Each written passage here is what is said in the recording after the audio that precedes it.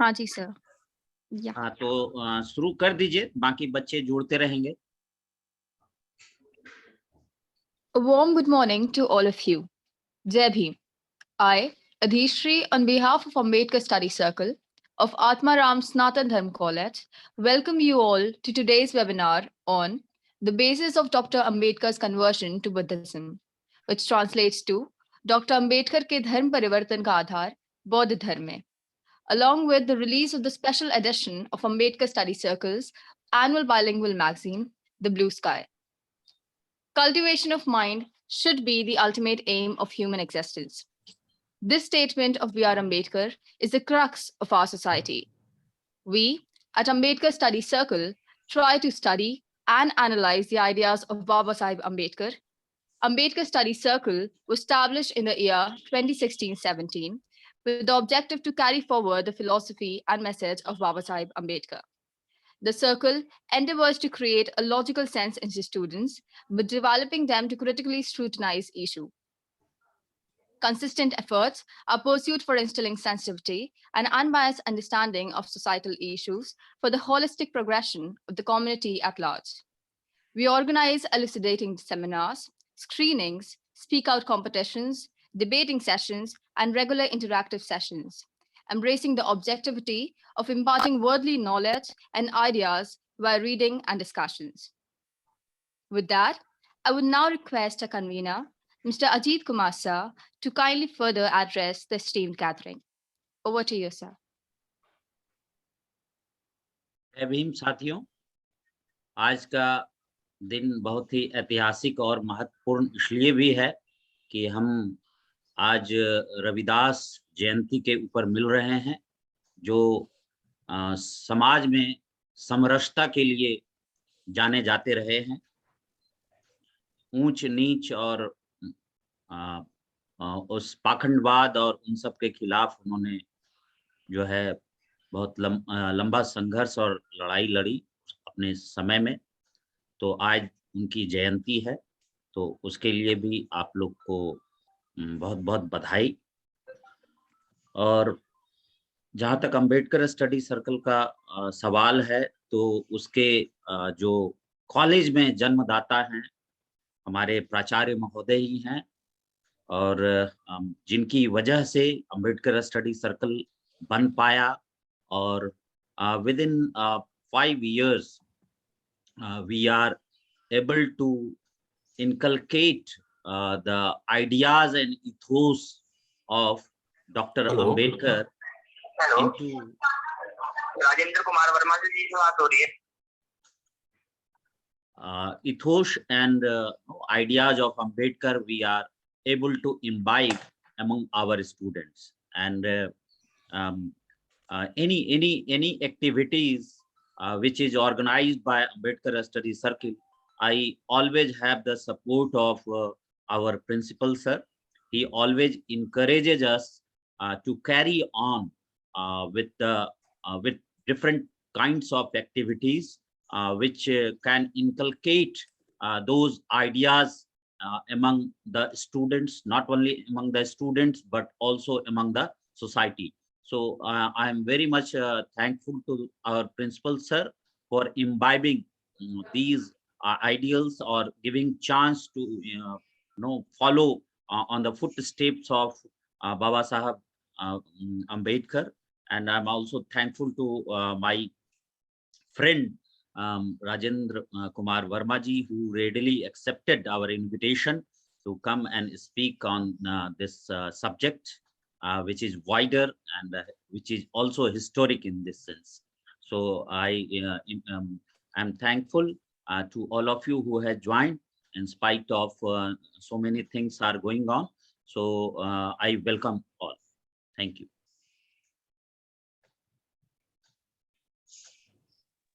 Thank you, sir.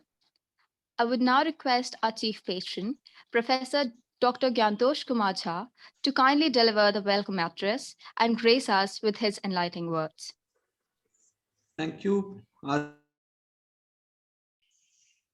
Adishree. आज के इस कार्यक्रम के हमारे अतिथि और वक्ता डॉक्टर राजेंद्र कुमार वर्मा जी, डॉक्टर अजीत कुमार जी, हमारे संयोजक अम्बेडकर स्टडी सर्किल के, अन्य सहयोगी मित्र और मेरे प्रिय विद्यार्थियों,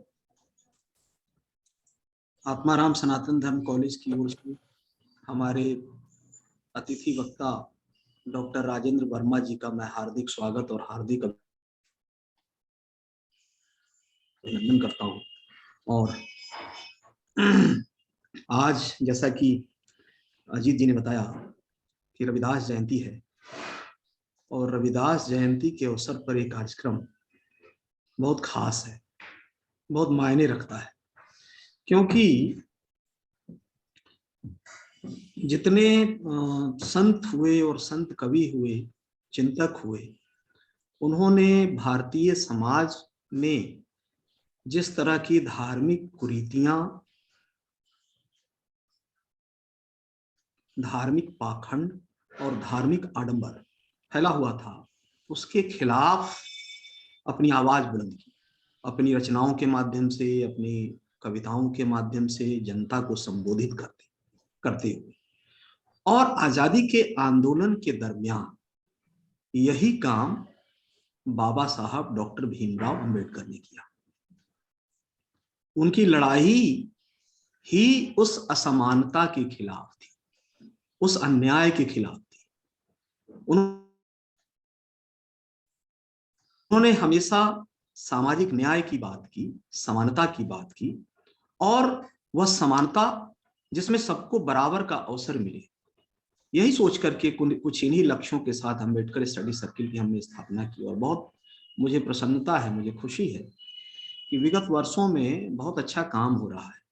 एक एकेडमिक डिस्कोर्स, एक अकादमिक विमर्श अंबेडकर और उनके साहित्य, उनके चिंतन, उनके दर्शन को लेकर के हमारे छात्र और शिक्षक लगातार कर रहे हैं। लगातार बाहर से वक्ताओं को बुला करके हम बातचीत कर रहे हैं, उनको जानने और समझने की कोशिश कर रहे हैं। क्योंकि मेरा मानना है कि किसी भी महापुरुष को, बड़े व्यक्ति को, जिसने हमारे समाज को प्रेरणा दी, रास्ता दिखाया, जिसने हमारा मार्गदर्शन किया, उसको, उसके केवल उसको, उसके विचार को जब तक आप पढ़ेंगे नहीं, उसको जानेंगे नहीं, समझेंगे नहीं, तब तक आप उनको ठीक से समझ और जान नहीं सकते। इसलिए शैक्षणिक संस्थानों में अगर इस तरह के विमर्श चलेंगे, बातचीत होगी, तो निश्चित रूप से इसका दायरा बढ़ेगा। और अभी भी समाज में कुछ इस तरह की जो सामाजिक असमानता है, किसी भी तरह का जो भेदभाव है, वो मिटेगा। क्योंकि मैं ऐसा मानता हूं कि बहुत सारी कुरीतियां अभी भी समाज में चल रही हैं। जहां तक बात है आज के विषय पर, जिस पर कि डॉक्टर राजेंद्र वर्मा जी व्याख्यान देंगे, डॉक्टर अंबेडकर के धर्म परिवर्तन का आधार बौद्ध धर्म, मैं तो इसको मानता हूं कि कोई भी धर्म से परिवर्तन दूसरे धर्म में जब कोई व्यक्ति करता है, तो कहीं ना कहीं उसके पीछे उस धर्म के भीतर की जड़ता होती है। तो उसके खिलाफ वो परिवर्तन, कहीं ना कहीं उसका विद्रोह होता है, और कहीं उसको दूसरी जगह ऐसा रास्ता मिल रहा होता है जहां उसको लगता है कि वहां शायद इस तरह की बातें नहीं। ये चिंतन का विषय है, इसको समझने की जरूरत है। और मुझे लगता है कि हमारे जो वक्ता हैं इस पर बहुत अच्छा व्याख्यान देंगे। जो blue sky Ambedkar study circle के द्वारा जो पिछले 2 साल से मैगजीन हमारी निकाली जा रही है, मैं उसके लिए आज उसका रिलीज है। आप सबको बधाई देता हूं कि आप सब ने बहुत अच्छा काम पिछले 2 साल से आप कर रहे हैं। और इस साल वो जो आपकी परंपरा है, जो एक आपने एक नई शुरुआत की है, उसको आप कायम रख रहे हैं। इसके लिए आप सबको बहुत बहुत बधाई। पुनः सभी को शुभकामनाएं। Thank you so much. Thank you.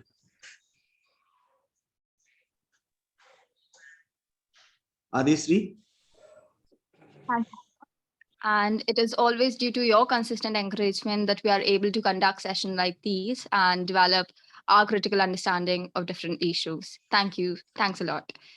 I would now request Karthike to carry forward the launch of the special edition of our annual bilingual magazine, The Blue Sky.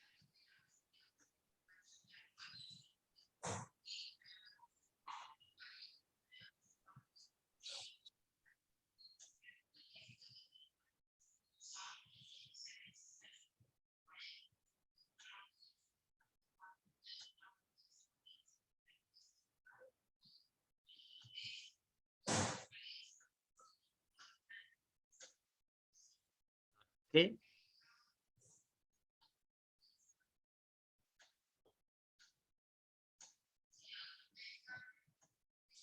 Kartikeya.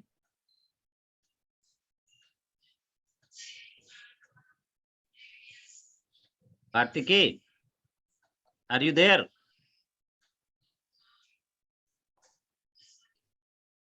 Kartikeya.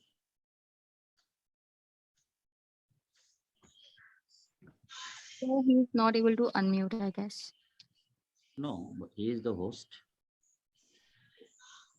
Kartikeya. Let me call.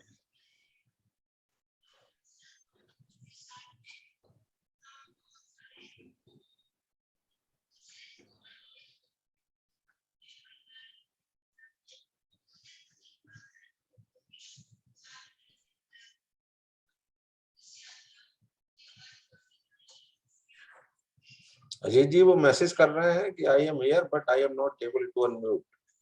Okay. Okay. हाँ ठीक है, Fine. तो I think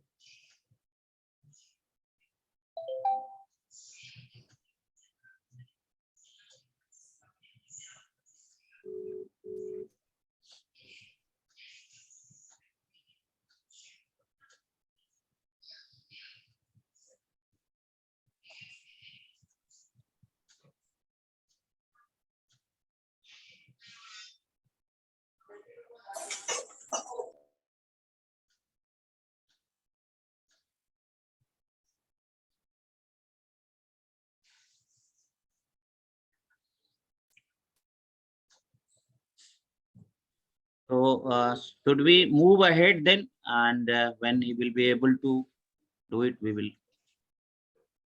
Adishri. All right, sir. Yeah.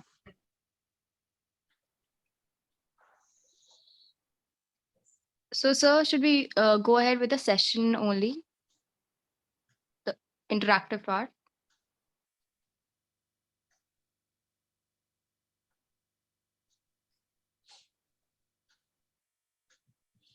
कुछ लेना है, बंद कर देना।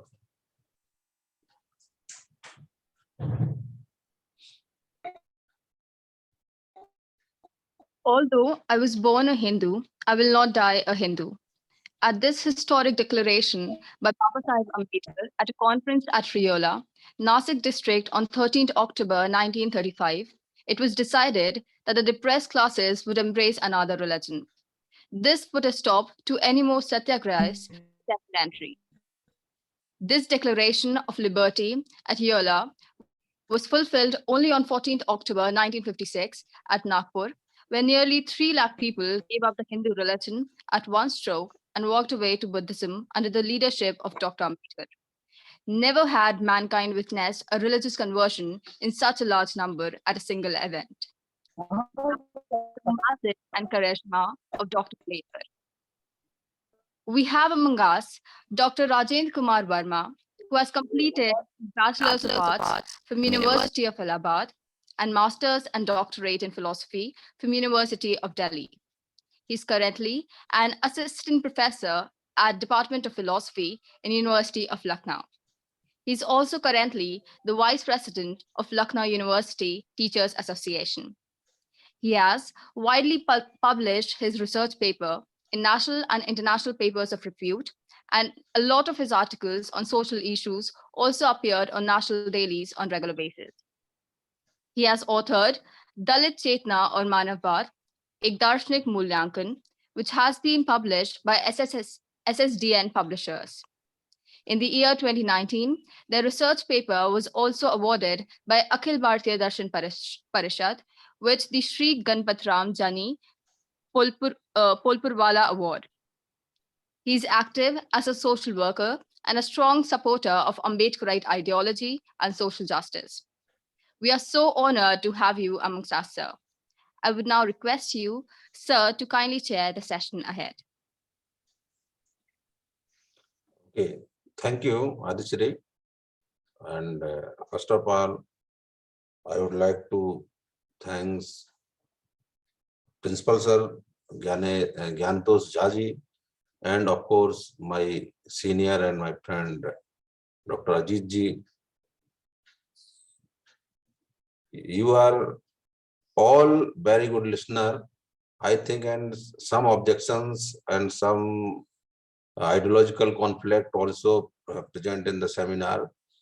But beside this, I would like to say this. First, let me complete the whole idea. Then you can raise your voice or raise your objection or raise your questions. Thank you very much once again, giving me a wonderful opportunity to deliver my speech among those who are really aware for the social conflict issues and other social issues. Once again, I would like to thanks. Thank you. Ajit ji, are you there? Okay. Let me start. Okay. My topic is धर्म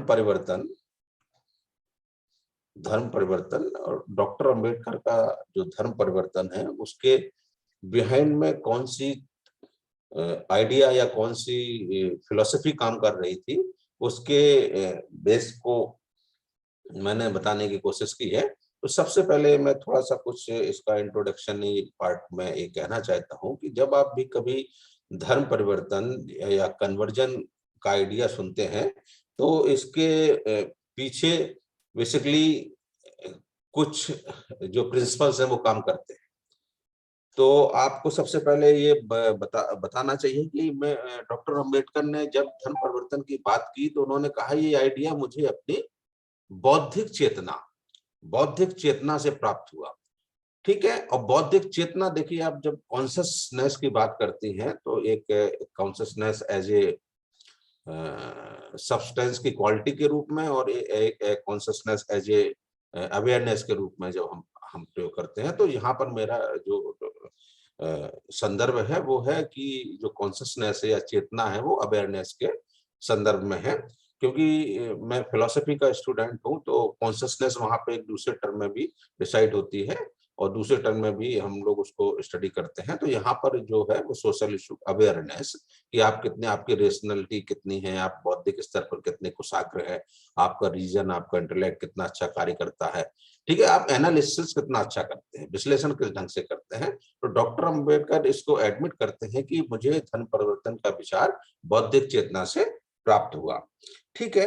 अब ये कह सकते हैं कि आप एक थोड़ा सा फिलॉसफिकल क्वेश्चन यहाँ पर उठा सकते हैं कि चेतना पहले आती है आदमी में या धर्म परिवर्तन पहले हो जाता है फिर चेतना आती है।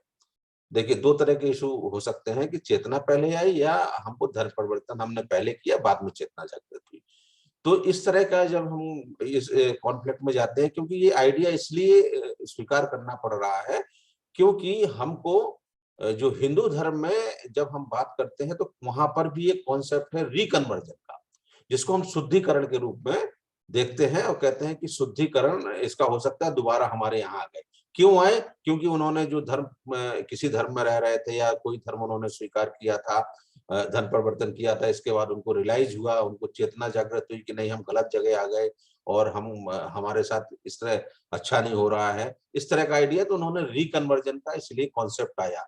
तो कौन सा पहले है, बौद्धिक चेतना कन्वर्जन के बाद आती है या कन्वर्जन जब हो जाता है उसके बाद बौद्धिक चेतना जागृत होती है? तो इस तरह के जो ये इशू है तो उस पर हमने जो एडमिट किया, जो बाबा साहब अम्बेडकर ने खुद बोला है कि बौद्धिक चेतना से प्राप्त हुआ। अब यहाँ पर है कि हम इस कन्वर्जन के दो अर्थ लेते हैं, ये थोड़ा सा इंपॉर्टेंट है।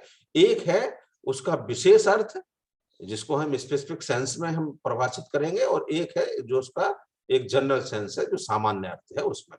तो विशेष अर्थ में जब हम परिभाषित कर रहे हैं तो यहाँ पर ये जो मेरा फोकस है वो कहना चाहते हैं कि जैसे बहुत से विचारक आपने दार्शनिक का नाम सुना होगा, सेल्वी, थाउलेज, स्टारबोर्ग, ठीक है, ये सब जो हैं, जो विलियम जेम्स जो थिंकर है वो, और जो रिलीजियस पीपल है, ये सब कहते हैं कि बेसिकली जो धर्म परिवर्तन है वो एक हिसाब से हमारे जीवन का मतलब हमारी जो आइडियोलॉजी है, हमारा जो दृष्टि है, जो हम जिस ढंग से सोचते हैं, उसका एक परिवर्तन है। मतलब कहीं कहीं उसको दिव्य जीवन, ठीक है, या एकदम से आप कुछ कहते हैं कि इनका जीवन परिवर्तन हो गया, एकदम शांत हो गया वो आदमी।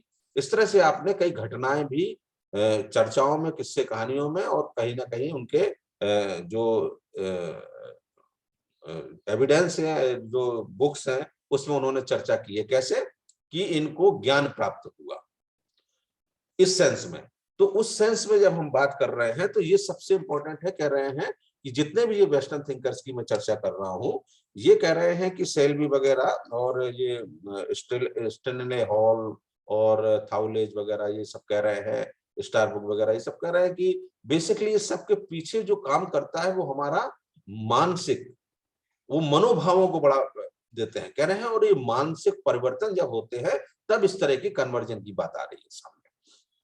तो उन्होंने साइकोलॉजिकल इम्पैक्ट इसका बहुत ज्यादा देखा और कहा कि ये साइकोलॉजिकल इम्पैक्ट जो होता है, ये मनोभावों का जो परिवर्तन होता है, ये बेसिकली हमारी किशोरावस्था में आता है। और किशोरावस्था के समय ही ऐसे एग्जाम्पल हमको मिले हैं कि जहां पर हमने बहुत सारे लोगों के जीवन में परिवर्तन, दिव्य जीवन उनका होते देखा है, जीवन की उनकी दृष्टि बदलते हुए देखा है। जैसे आप कई लोगों के नाम ले सकते हैं कि कैसे कैसे आपने, बहुत है कि ईसा, ठीक है, ईसा मसीह, मोहम्मद साहब, नानक साहब, रामकृष्ण जी, सूरदास, कबीर जी, ठीक है, कबीर साहब, तुलसी, इस तक ऐसे हमको विचारक दिखते हैं। कहते हैं कि इन्होंने देखा। वाल्मीकि जी के बारे में सुनते हैं कि आप पहले ये एक मतलब एक हिसाब से उन्होंने वो करते थे, जंगल में किसी की हत्या करते थे, लूटपाट करते थे, फिर उनको अचानक परिवर्तन हुआ।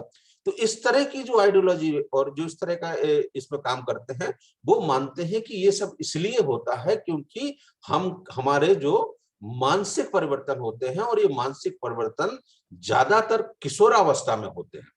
तो जब स्टडी इन लोगों ने की, खासतौर से जब जेम्स ल्यूबा और स्टारबुक ने स्टडी की, तो कई कारणों को उन्होंने बताया कि इसके कारण है कि जिससे हमारा जो थिंकर्स हैं, इनका धन परिवर्तन होता है।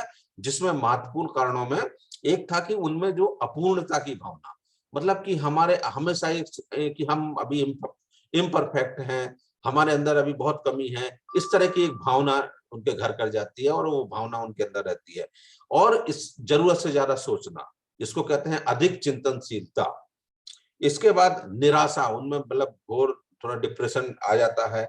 और कुछ वो गलत दिशा में जाने, मतलब कहते हैं दूषित अंतर्दर्शन, उसका उन्होंने टर्म दिया है कि हमको जो दिखाई देता है, हम उसमें दिग्भ्रमित होते रहते हैं हमेशा। और एक अंदर पाप की भावना, परलोक में विश्वास, ईश्वर में आस्था, इस तरह की जो कुछ फैक्टर हैं जो कार्य करते हैं इस धर्म परिवर्तन के पीछे, जो हमने कहा कि ये स्पेसिफिक टाइप का या विशेष प्रकार का धर्म परिवर्तन है। ठीक है, इसमें कभी कभी भय, आत्मसम्मान की भी एक जो प्रवृत्ति होती है और वो भी काम करती है।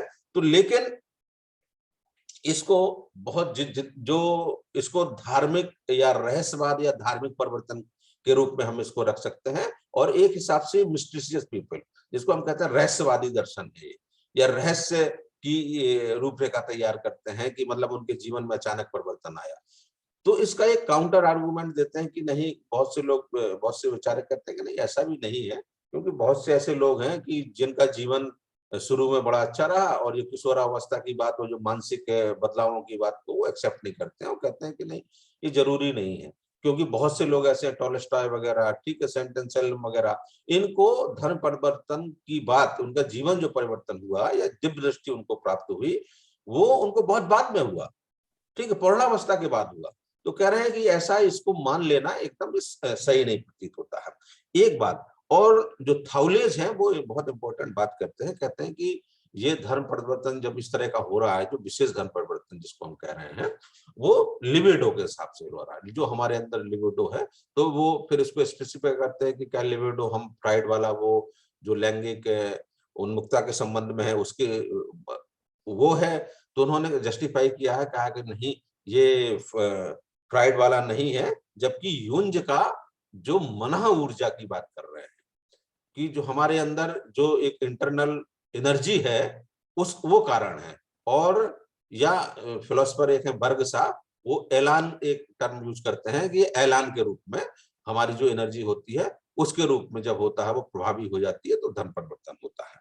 ठीक है, तो ये सब चीजें जो है कि इस हिसाब से इन सब में एक बात कॉमन निकल के आ रही है कि जब हम विशेष प्रकार के धन परिवर्तन की बात को एडमिट कर रहे हैं या कह रहे हैं तो इसमें ईश्वर कृपा, हमारा एक परलोक की भावना में विश्वास, ठीक है, हमारे एक पाप पुण्य की अवधारणा में विश्वास करके, और इसमें एक चीज और कि ईश्वर की कृपा होगी। यहाँ पर एक चीज है कि ईश्वर की कृपा से मिलता है जो धन परिवर्तन है। हमारा जीवन परिवर्तन हुआ, हमको दिव्य दर्शन हो गए, हम दिव्य पुरुष हो गए, तो ये ईश्वर का फल है, ईश्वर की कृपा का फल है जिससे परिवर्तन हुआ। तो इस तरह की बात जब आती है तो एक ये विशेष अर्थ होता है। अब हम आते हैं इसके सामान्य अर्थ में, जिसपे हम डॉक्टर अंबेडकर की बात करेंगे, जिसको हम साधारणतः अर्थ में पोस्टलाइज कहते हैं कि इसका आशय हुआ कि एक हम धर्म विशेष से दूसरे धर्म विशेष को स्वीकार कर रहे हैं, ठीक है, या एक व्यक्ति विशेष भी कर सकता है और एक समुदाय विशेष या वर्ग विशेष भी कर सकता है। जैसे डॉक्टर अंबेडकर ने अभी जो होस्ट कर रही थी आदिश्री, उन्होंने कहा कि एवला की कॉन्फ्रेंस का उन्होंने जिक्र किया और कहा कि 1956 में अंबेडकर ने 3 लाख लोगों के साथ समूह में किया। तो ठीक है कि ग्रुप में भी हो सकता है कन्वर्जन, व्यक्ति विशेष का भी होता है। तो जो सामान्य अर्थ है, जो जिसमें हम कन्वर्जन को अभी समझ रहे हैं या ज्यादातर एक्सेप्ट करते हैं कि एक धर्म से दूसरे धर्म में उसने परिवर्तन कर लिया, तो इस अर्थ में अब प्रॉब्लम यहां पर यह है कि डॉक्टर अंबेडकर ने धर्म परिवर्तन की आवश्यकता को क्यों स्वीकार किया, क्यों जरूरी है धर्म परिवर्तन। तो डॉक्टर अंबेडकर जब कहते हैं कि देखिए यहाँ पर एक महत्वपूर्ण चीज है, बहुत से लोग ये कहते हैं कि नहीं अंबेडकर तो दूसरे ढंग से बात कर रहे हैं, नहीं, डॉक्टर अंबेडकर धर्म के, रिलीजन के इंपॉर्टेंस को स्वीकार कर रहे हैं और कह रहे हैं कि धर्म बहुत जरूरी है। लेकिन धर्म का नेचर क्या होगा, धर्म का स्वरूप क्या होगा, धर्म कैसे कार्य करेगा, उसके कारक क्या होंगे, इस बात पे मतभेद है। वो कह रहे हैं कि धर्म आपका बताया हुआ धर्म है, हम जैसा कहेंगे वैसा धर्म है, या धर्म को कैसा होना चाहिए इसके स्वरूप को लेकर एक अलग डिस्कशन है। जो हम लोग, यदि आप लोगों ने सुना होगा कि एक जो रिलीजन की परिभाषा जब हम देते हैं तो कहते हैं रिलीजन, धर्म, जब उसका ट्रांसलेशन करते हैं, और जब बौद्ध धम्म की बात करते हैं वहां पर टर्म यूज करते हैं धम्म, और कहते हैं इसलिए ये वो वाला रिलीजन नहीं है जिस रिलीजन से हम लोग समझते हैं, क्योंकि इसका जब ट्रांसलेशन हम तो यूसेबिया करते हैं, उसका जो ग्रीक ट्रांसलेशन है यूसेबिया, और ये सीधा सीधा आपका रिलीजन का ट्रांसलेशन होता है जो हम लोग समझते हैं। तो धर्म की प्रकृति क्या है, कैसा होना चाहिए, इस पर डिस्कशन है। बाबा साहब अम्बेडकर धर्म की स्वीकार्यता को एक्सेप्ट करते हैं और कहते हैं कि धर्म बहुत जरूरी है, ये लोगों को जोड़ता है, समाज को बांधने के काम आता है, ठीक है। लेकिन हम फिर आपको कहेंगे कि अभी तक फिर वो जब धर्म के परिवर्तन की चर्चा करते हैं तो बुद्धिज्म की ओर क्यों बढ़े थे, तो कह रहे हैं कि जितने भी अभी तक एग्जिस्टिंग धर्म है दुनिया में, ठीक है, जितने भी हैं उनके सृष्टा, उनका क्रिएटर है कोई ना कोई, ठीक है, वो ईश्वर के रूप में है, अल्लाह के रूप में है, ईसा मसीह के रूप में है, कुछ ना कुछ है, मतलब कोई ना कोई एक हम मेटाफिजिकल एंटिटी को मान रहे हैं कि उसने धर्म की स्थापना की। गीता का हमको अभी समय याद आ रहा है कि जब कहते हैं, गीता में पढ़ रहे हैं तो भगवान कृष्ण कहते हैं ना, यदा यदा ही धर्मस्य ग्लानि भवति भारत अभ्युत्थानम अधर्मस्य तदात्मानं सृजाम्यहम्, आई क्रिएट माई सेल्फ, ठीक है। और जब जब धर्म की रक्षा, धर्म पर होता है तो रक्षा के लिए मैं सृजित करता हूँ, अपने आप को अवतार भी करता हूँ। तो कुछ चीजें ये जरूरी है आप लोगों को ये जानना कि हम धर्म के संस्थापक के रूप में, बाबा साहब कह रहे हैं कि कोई ना कोई जो एग्जिस्टिंग धर्म है वो ईश्वर के रूप में या ईश्वर को एक सृष्टा के रूप में मान के चलते हैं, ठीक। अब डॉक्टर अंबेडकर जब इन सब चर्चाओं की बात करते हैं तो एक प्रश्न आता है कि जब मैं जो उल्लेख किया है कि जो 13 अक्टूबर 1935 में एवला कॉन्फ्रेंस में उन्होंने जो घोषणा की थी कि मैं हिंदू धर्म में नहीं रहूंगा, और 21 साल बाद देखिए उन्होंने कितनी डीप स्टडी की कि मैंने घोषणा तो कर दी है कि मैं हिंदू धर्म में नहीं रहूंगा, और फिर 21 साल लगाए दूसरा धर्म एक्सेप्ट करने। 21 साल बड़ा समय होता है, तो उस समय उन्होंने क्या किया? अंबेडकर तो कोई ऐसे हम आपकी तरह ऑर्डिनरी मैन तो थे नहीं, सुपर ह्यूमन बीइंग नहीं कह रहा हूं मैं, लेकिन एक आम आदमी थे, थिंकर थे, कॉन्शियसनेस का लेवल उन पे बहुत ज्यादा था। उन्होंने स्टडी किया अलग अलग रिलीजन की डीप स्टडी, उनके जो टेक्स्ट हैं, जो एग्जिस्टिंग टेक्स्ट हैं, उनके बारे में स्टडी की। फिर जो कंक्लूजन में आते हैं कि बुद्धिज्म क्यों जरूरी है या बुद्धिज्म क्यों अलग है और बुद्धिज्म क्यों स्वीकार करना चाहिए हमको। ठीक, तो इसका जो बेस है मेरा, वो कारण है कि डॉक्टर अंबेडकर जब धर्म परिवर्तन की ओर जाते हैं तो इसके जो उन्होंने जो भाषण दिया था एवला कॉन्फ्रेंस में, उसी को एक आधार है। तो इसके पीछे यदि उस भाषण का विश्लेषण करें और साथ में कुछ अन्य जो सोर्स हैं, बाबा साहब के अंबेडकर की किताब, उनके संपूर्ण जो बार्ड में है, उनकी जो स्पीचेज हैं, राइटिंग एंड स्पीचेज हैं, उसके बारे में स्टडी करें तो कुछ फैक्टर निकल के आ रहे हैं, कुछ कारण निकल के आ रहे हैं कि क्या क्या है। तो एक जो है, जो हम पहला कारण है इसको हम कह सकते हैं, वो कहते हैं कि ये बौद्धिक चेतना, या हम इसके बौद्धिक कारण है कि उन्होंने बौद्ध धर्म अपनाया। इसका मतलब उनकी बुद्धि को कह रहे हैं कि वो इसलिए ये कह रहे हैं कि जो मानवीय मूल्य है, जो ह्यूमन वैल्यूज हैं, वो जो है उनका निर्धारण मनुष्य की चेतना से होता है। ऐसा नहीं है कि कोई भी मूल्य हमको डिसाइड कर दिए जाए और आपको कहा दिया जाए कि ये आपके हमेशा के लिए मूल्य हैं, उसमें कोई परिवर्तन नहीं हो सकता। तो वो कह रहे हैं नहीं, आपको हो सकता है आज एक चीज अच्छी लग रही हो, कल उसका स्वरूप बदल जाए, कल उसको आपको कुछ अमेंड करना पड़े उसमें। तो इसलिए वो कह रहे हैं कि ये गुंजाइश जो है ये बनी रहनी चाहिए। इसलिए कहते हैं कि मनुष्य की चेतना द्वारा कोई भी मूल्यों का निर्धारण होना चाहिए। ऐसा नहीं कि किसी शास्त्र ने ऐसा कह दिया तो हमेशा के लिए वो अजर अमर हो गया और इसके बाद उसमें कोई परिवर्तन नहीं हो सकता है। तो बौद्धिक चेतना इसलिए इंपॉर्टेंट है डॉक्टर अंबेडकर के उसमें, क्योंकि वो कह रहे हैं कि बौद्धिक चेतना यदि नहीं होगी तो हम किसी चीज का विश्लेषण ही नहीं कर सकते हैं, अच्छा बुरा उसको जान नहीं सकते हैं। इसके बाद जो एक सबसे महत्वपूर्ण दूसरे कारण के रूप में समझे तो वो है सामाजिक कारण। अब आप लोग यहाँ पे समझ जाएंगे, जिसको आप लोग सब लोग समझ रहे हैं। और देखिए यहाँ पर एक इम्पोर्टेंट चीज पे आप लोगों का मैं ध्यान दिलाना चाहता हूँ। डॉक्टर अंबेडकर कहते हैं जब हिंदू धर्म को वो क्रिटिक कर रहे हैं, उनका मूल्यांकन कर रहे हैं, तो वो बहुत एक बड़ी बात कहते हैं। कह रहे हैं कि जो ये भेदभाव है,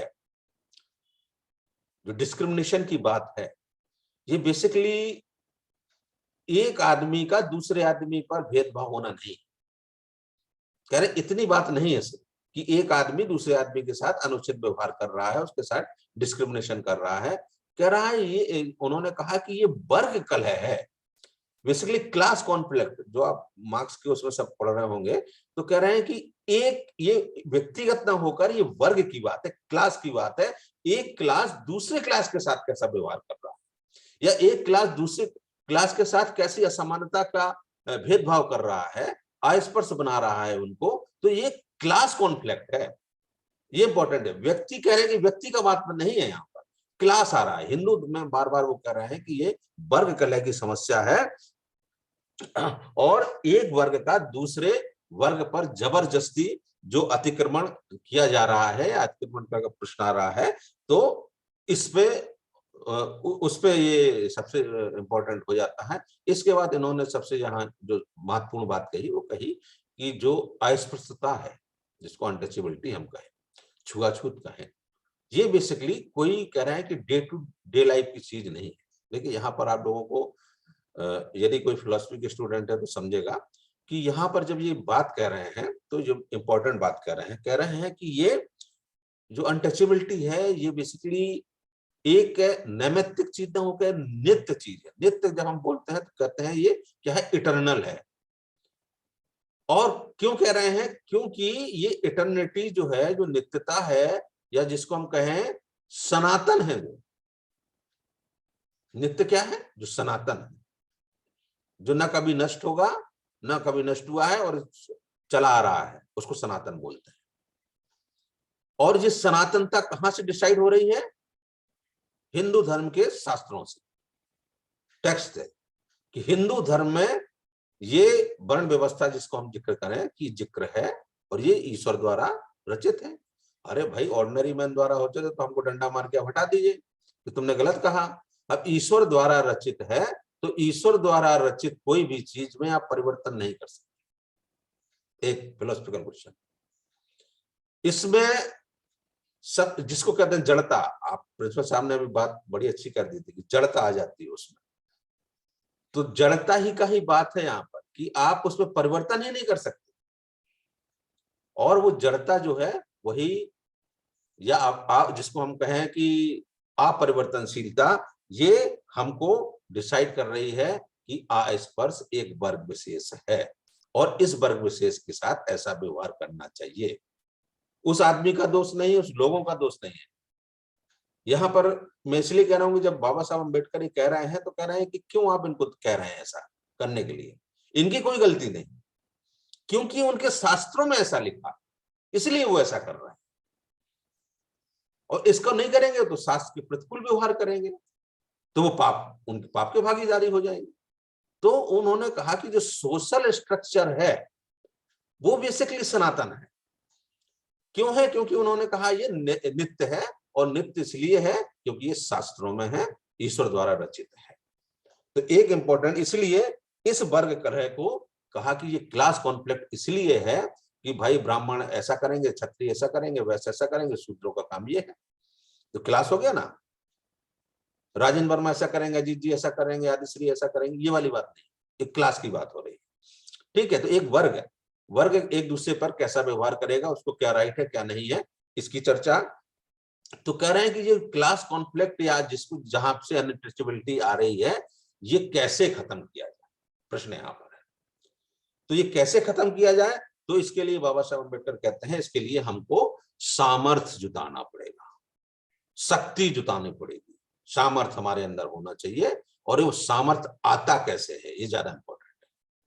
कह रहे हैं कि सामर्थ्य जो है वो 3 प्रकार से आ सकता है। एक मनुष्य बल, ठीक है, दूसरा आप कहते हैं धन बल, और तीसरे को कह सकते हैं मानसिक। तो 3 प्रकार से हम सामर्थ्य को गेन कर सकते हैं और उससे प्रतिकार कर सकते हैं और वर्ग कलह को मिटा सकते हैं।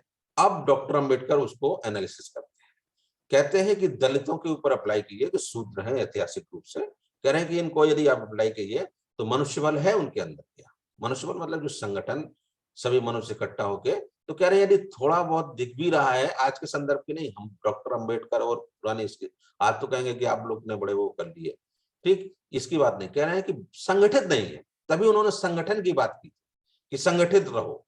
तो कह रहे हैं कि मनुष्य बल है ही नहीं है जो यदि भली संख्या में है तो वो संगठित नहीं, इसलिए सामर्थ्य नहीं उनके अंदर आ पा रहा है। ठीक, दूसरा उन्होंने कहा मनुष्य बल जब की बात है कि धन बल, तो कह रहे धन तो आपको मना ही किया गया है कि धन नहीं कमा सकते, आप व्यापार नहीं कर सकते, कोई कार्य नहीं कर सकते, तो धन का तो सवाल ही नहीं होता है।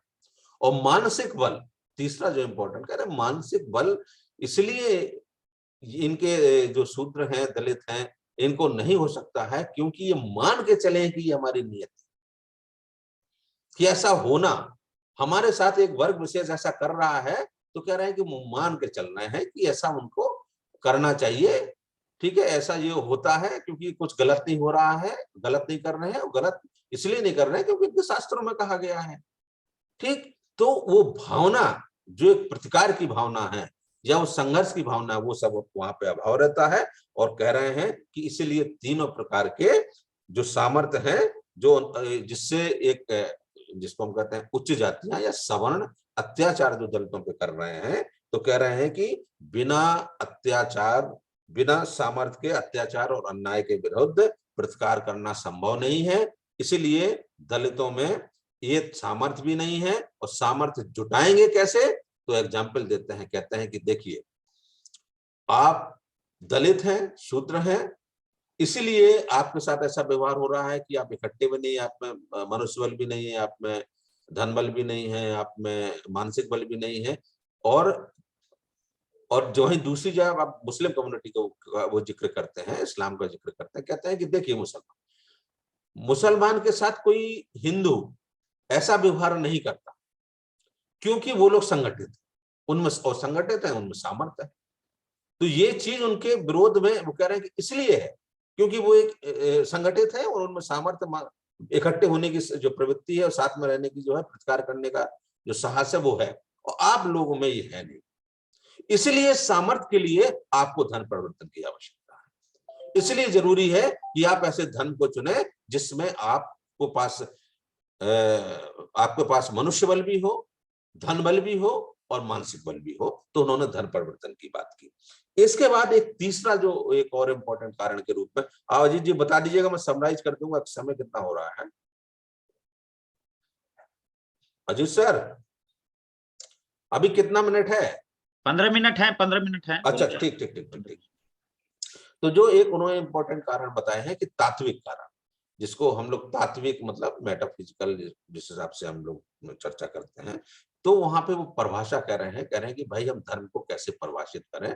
तो कह रहे हैं कि आपके जो हिंदुओं के प्रमुख नेता बाल गंगाधर तिलक की ही बात मान लेते हैं, और वो कहते हैं कि धर्म वो है जो सभी को आपस में बांधे। तो कह रहे हैं कि हम आपकी इस परिभाषा से सहमत हैं।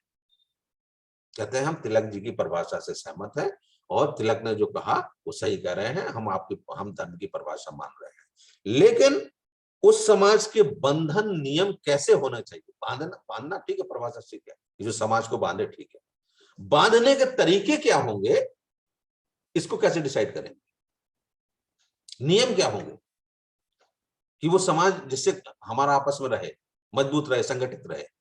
तो कह रहे इसकी कोई चर्चा नहीं, कुछ आपने बताया नहीं, और जब एक्सप्लेनेशन पे आए तो वो डिस्क्रिमिनेटरी हो गया हमेशा। तो इसके लिए कह रहे हैं कि इसलिए तात्विक संबंध को समझने के लिए अच्छा है कि हम व्यक्ति और समाज के संबंध को समझें। तो व्यक्ति और जो समाज का संबंध है, तो उसके 3 प्रकार से हम विचार कर सकते हैं कि व्यक्ति विशेष को सुख प्राप्त हो, यही सामाजिक संगठन चाहते हैं। दूसरा, व्यक्ति विशेष में जो गुण है और जो उनकी इच्छाएं हैं, जो उनकी प्रतिभा है, उसको विस्तार करने का अवसर मिले, ये समाज चाहता है कि अवसर भी प्रदान करे उसको, अपनी प्रतिभा, अपने गुणों को विस्तार करने का। और तीसरा है कि व्यक्ति अपने आप में इंपॉर्टेंट नहीं होता और सुख की उसकी कामना नहीं है, बल्कि एक आदर्श समाज की स्थापना करना है। तो व्यक्ति और समाज का यह रिलेशन एस्टेब्लिश हो सकता है तात्विक रूप से, जिसकी बाबा साहब अम्बेडकर कहते हैं कि तात्विक दृष्टि से देखना है तो इस संबंध की बात करिए। तो अब ये कह रहे हैं कि जो 3 प्रकार के संबंध हो गए कि व्यक्ति को सुख मिले, ये समाज का उद्देश्य है। दूसरा है कि व्यक्ति को अवसर प्रदान किए जाए, उससे अपने गुणों का विस्तार कर सके, उसके लिए समाज अवसर दे। और तीसरा है कि एक व्यक्ति इंपॉर्टेंट नहीं, आदर्श समाज की स्थापना हो। तो 3 प्रकार की। तो हिंदू धर्म में इन तीनों बाबा साहब कह रहे हैं कि हिंदू धर्म में जो तीनों जो हैं, इसको हम यदि रखें तो कह रहे हैं कि वहां पर व्यक्ति की बात ही नहीं आ रही है। एक इंडिविजुअल की, व्यक्ति का कोई स्थान ही नहीं है हिंदू धर्म में, अम्बेडकर साहब एडमिट कर रहे हैं और कह रहे हैं कि एक व्यक्ति को दूसरे व्यक्ति के साथ कैसा व्यवहार करना चाहिए, इसकी शिक्षा हिंदू धर्म में नहीं है, बल्कि एक वर्ग को दूसरे वर्ग के साथ कैसा व्यवहार करनी चाहिए, इसकी शिक्षा देता है।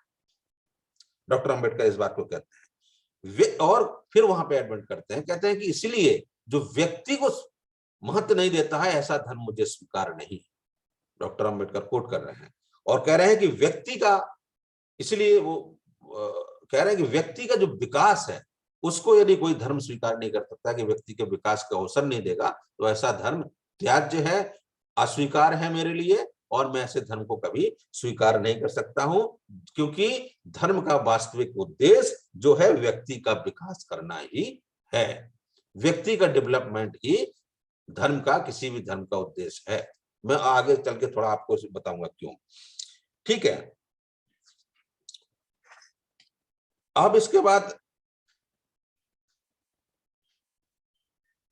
जो कह रहे हैं डॉक्टर अम्बेडकर कह रहे हैं कि इन सब के लिए क्या जरूरी है, उन्होंने कहा कि किसी भी धर्म में व्यक्ति विशेष की उन्नति के लिए, अब जब इस तरह का समाज का संबंध है और व्यक्ति का संबंध है, तो क्या क्या चाहिए, किसी धर्म में 3 तत्व होना चाहिए, और वो कहते हैं पहला है सहानुभूति, दूसरा समानता और तीसरा स्वतंत्रता।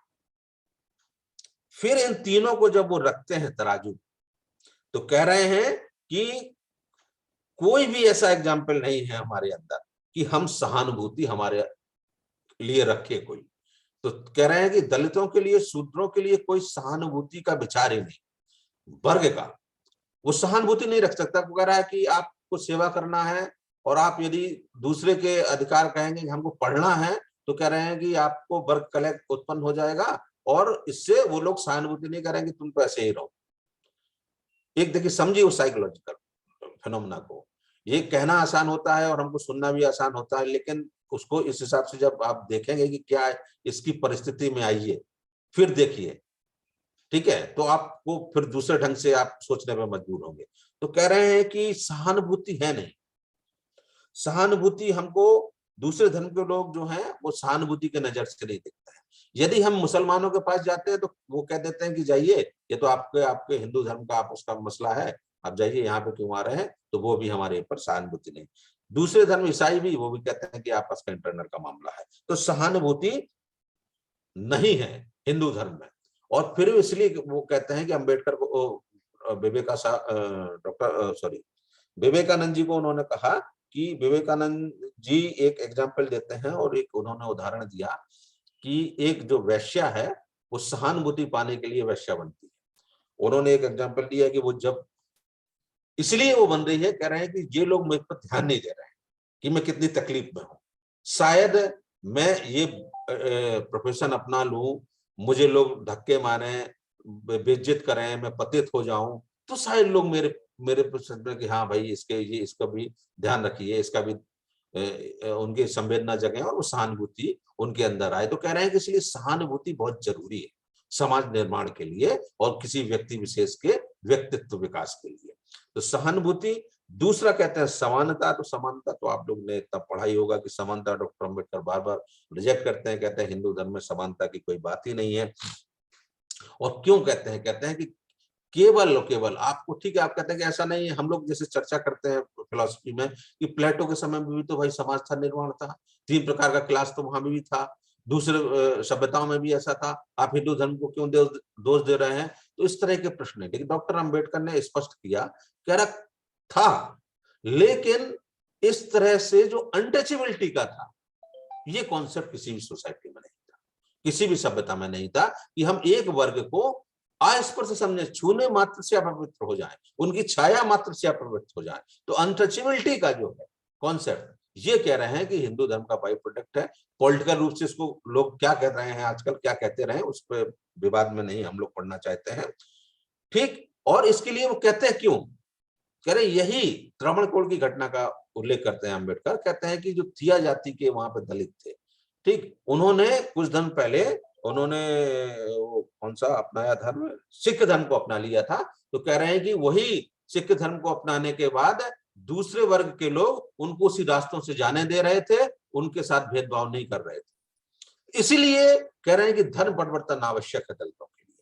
आप नहीं करेंगे तो आपको न सम्मान, न सहानुभूति, न समानता, न स्वतंत्रता का भाव जहां पर है वो नहीं मिलेंगे। और कह रहे हैं कि उन लोगों, डॉक्टर अम्बेडकर जब कह रहे हैं कि आपको भाई काउंटर आर्गुमेंट मिल सकता है कि वेद, उपनिषद और गीता में कहीं इस तरह की बातें नहीं की गई, आप फालतू का प्रोपेगेंडा कर रहे हैं, जो हम लोग, आप लोग कभी कभी आर्गुमेंट आता है सामने की, कहाँ कहा गया है वेद में इस तरह की बात है, कहाँ है कि वो सभी मनुष्य के कल्याण की बात करते हैं, कहते हैं सब में ईश्वर है इसलिए सभी समान है।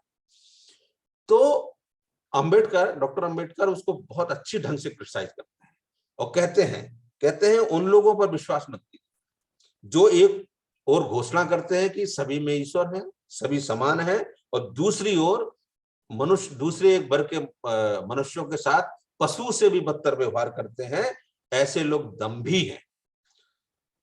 वो कह रहे हैं कि, और आगे लिखते हैं, कहते हैं कि ऐसे लोग जो चींटियों को तो आटा दे रहे हैं, लेकिन मनुष्य को पानी पीने के लिए भी अलाउ नहीं कर रहे हैं कि सार्वजनिक स्थानों से वो पानी पी ले। तो कह रहे हैं ये पाखंड जो है, इससे आपको निजात पाना ही पड़ेगा। और आगे बात करते हैं, सबसे एक और इम्पोर्टेंट हम फैक्ट को थोड़ा सॉर्ट आउट कर दे रहे हैं।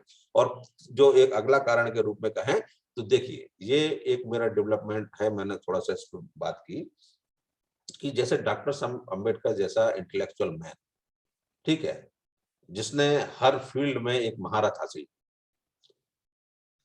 परिस्थिति बस हासिल की हो, शौक बस हासिल की हो, यह अलग मुद्दा है।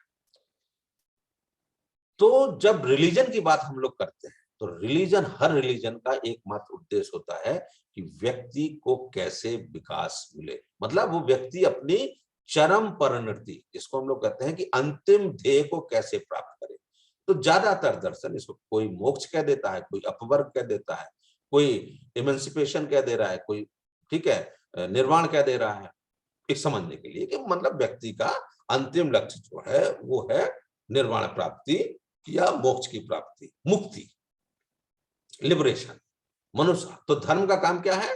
व्यक्ति को लिबरेशन देना। धर्मों का यदि हम उद्देश्य के रूप में चर्चा करें, अब हम इसको अप्लाई करें हिंदू धर्म। हिंदू धर्म में लिबरेशन के क्या मार्ग हैं? आपको 3 ज्यादातर मार्ग आपने देखे होंगे, ज्ञान मार्ग, भक्ति मार्ग, कर्म मार्ग। 3 मार्ग अपनाकर ही आप मुक्ति प्राप्त कर सकते हैं, इसके अलावा आपको मुक्ति का कोई चौथा रास्ता नहीं।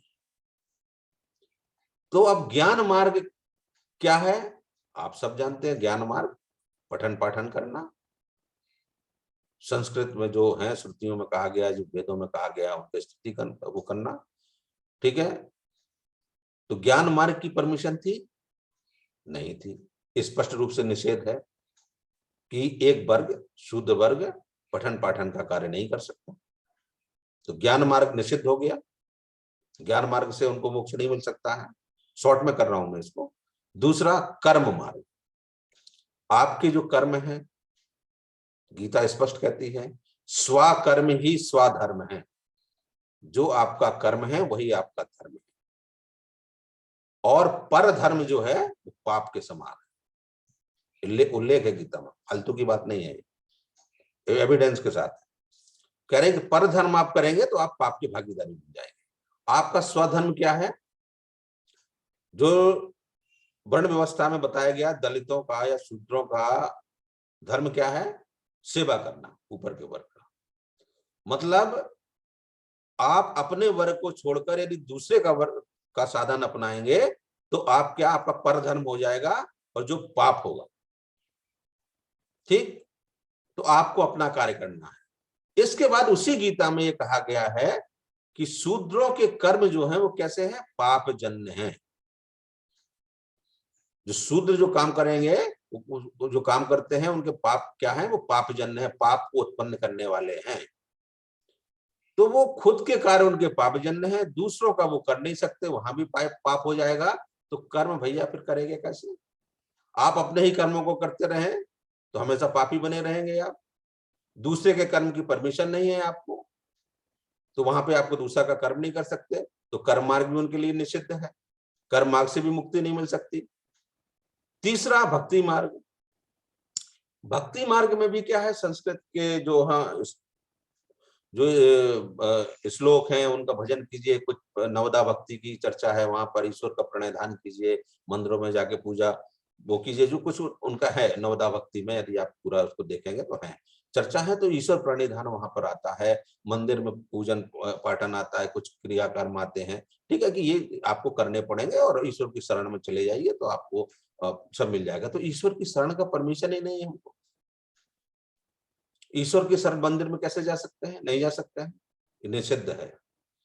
तो यदि हम तीनों प्रकार के कर्मों की बात करें, ज्ञान मार्ग, भक्ति मार्ग और कर्म मार्ग की, तो ये तीनों मार्ग निषिद्ध हैं। इसलिए जो शूद्र वर्ग है उसको मुक्ति नहीं मिल सकती। डॉक्टर साहब ने इसलिए कहा कि धर्म परिवर्तन जरूरी है। उनको मजबूरी में कहना पड़ा कि मैं हिंदू धर्म में पैदा हुआ हूं लेकिन मरूंगा नहीं। शौक बस नहीं कहा उन्होंने, किसी राजनीति बस या आर्थिक कारण या राजनीतिक कारण नहीं थे।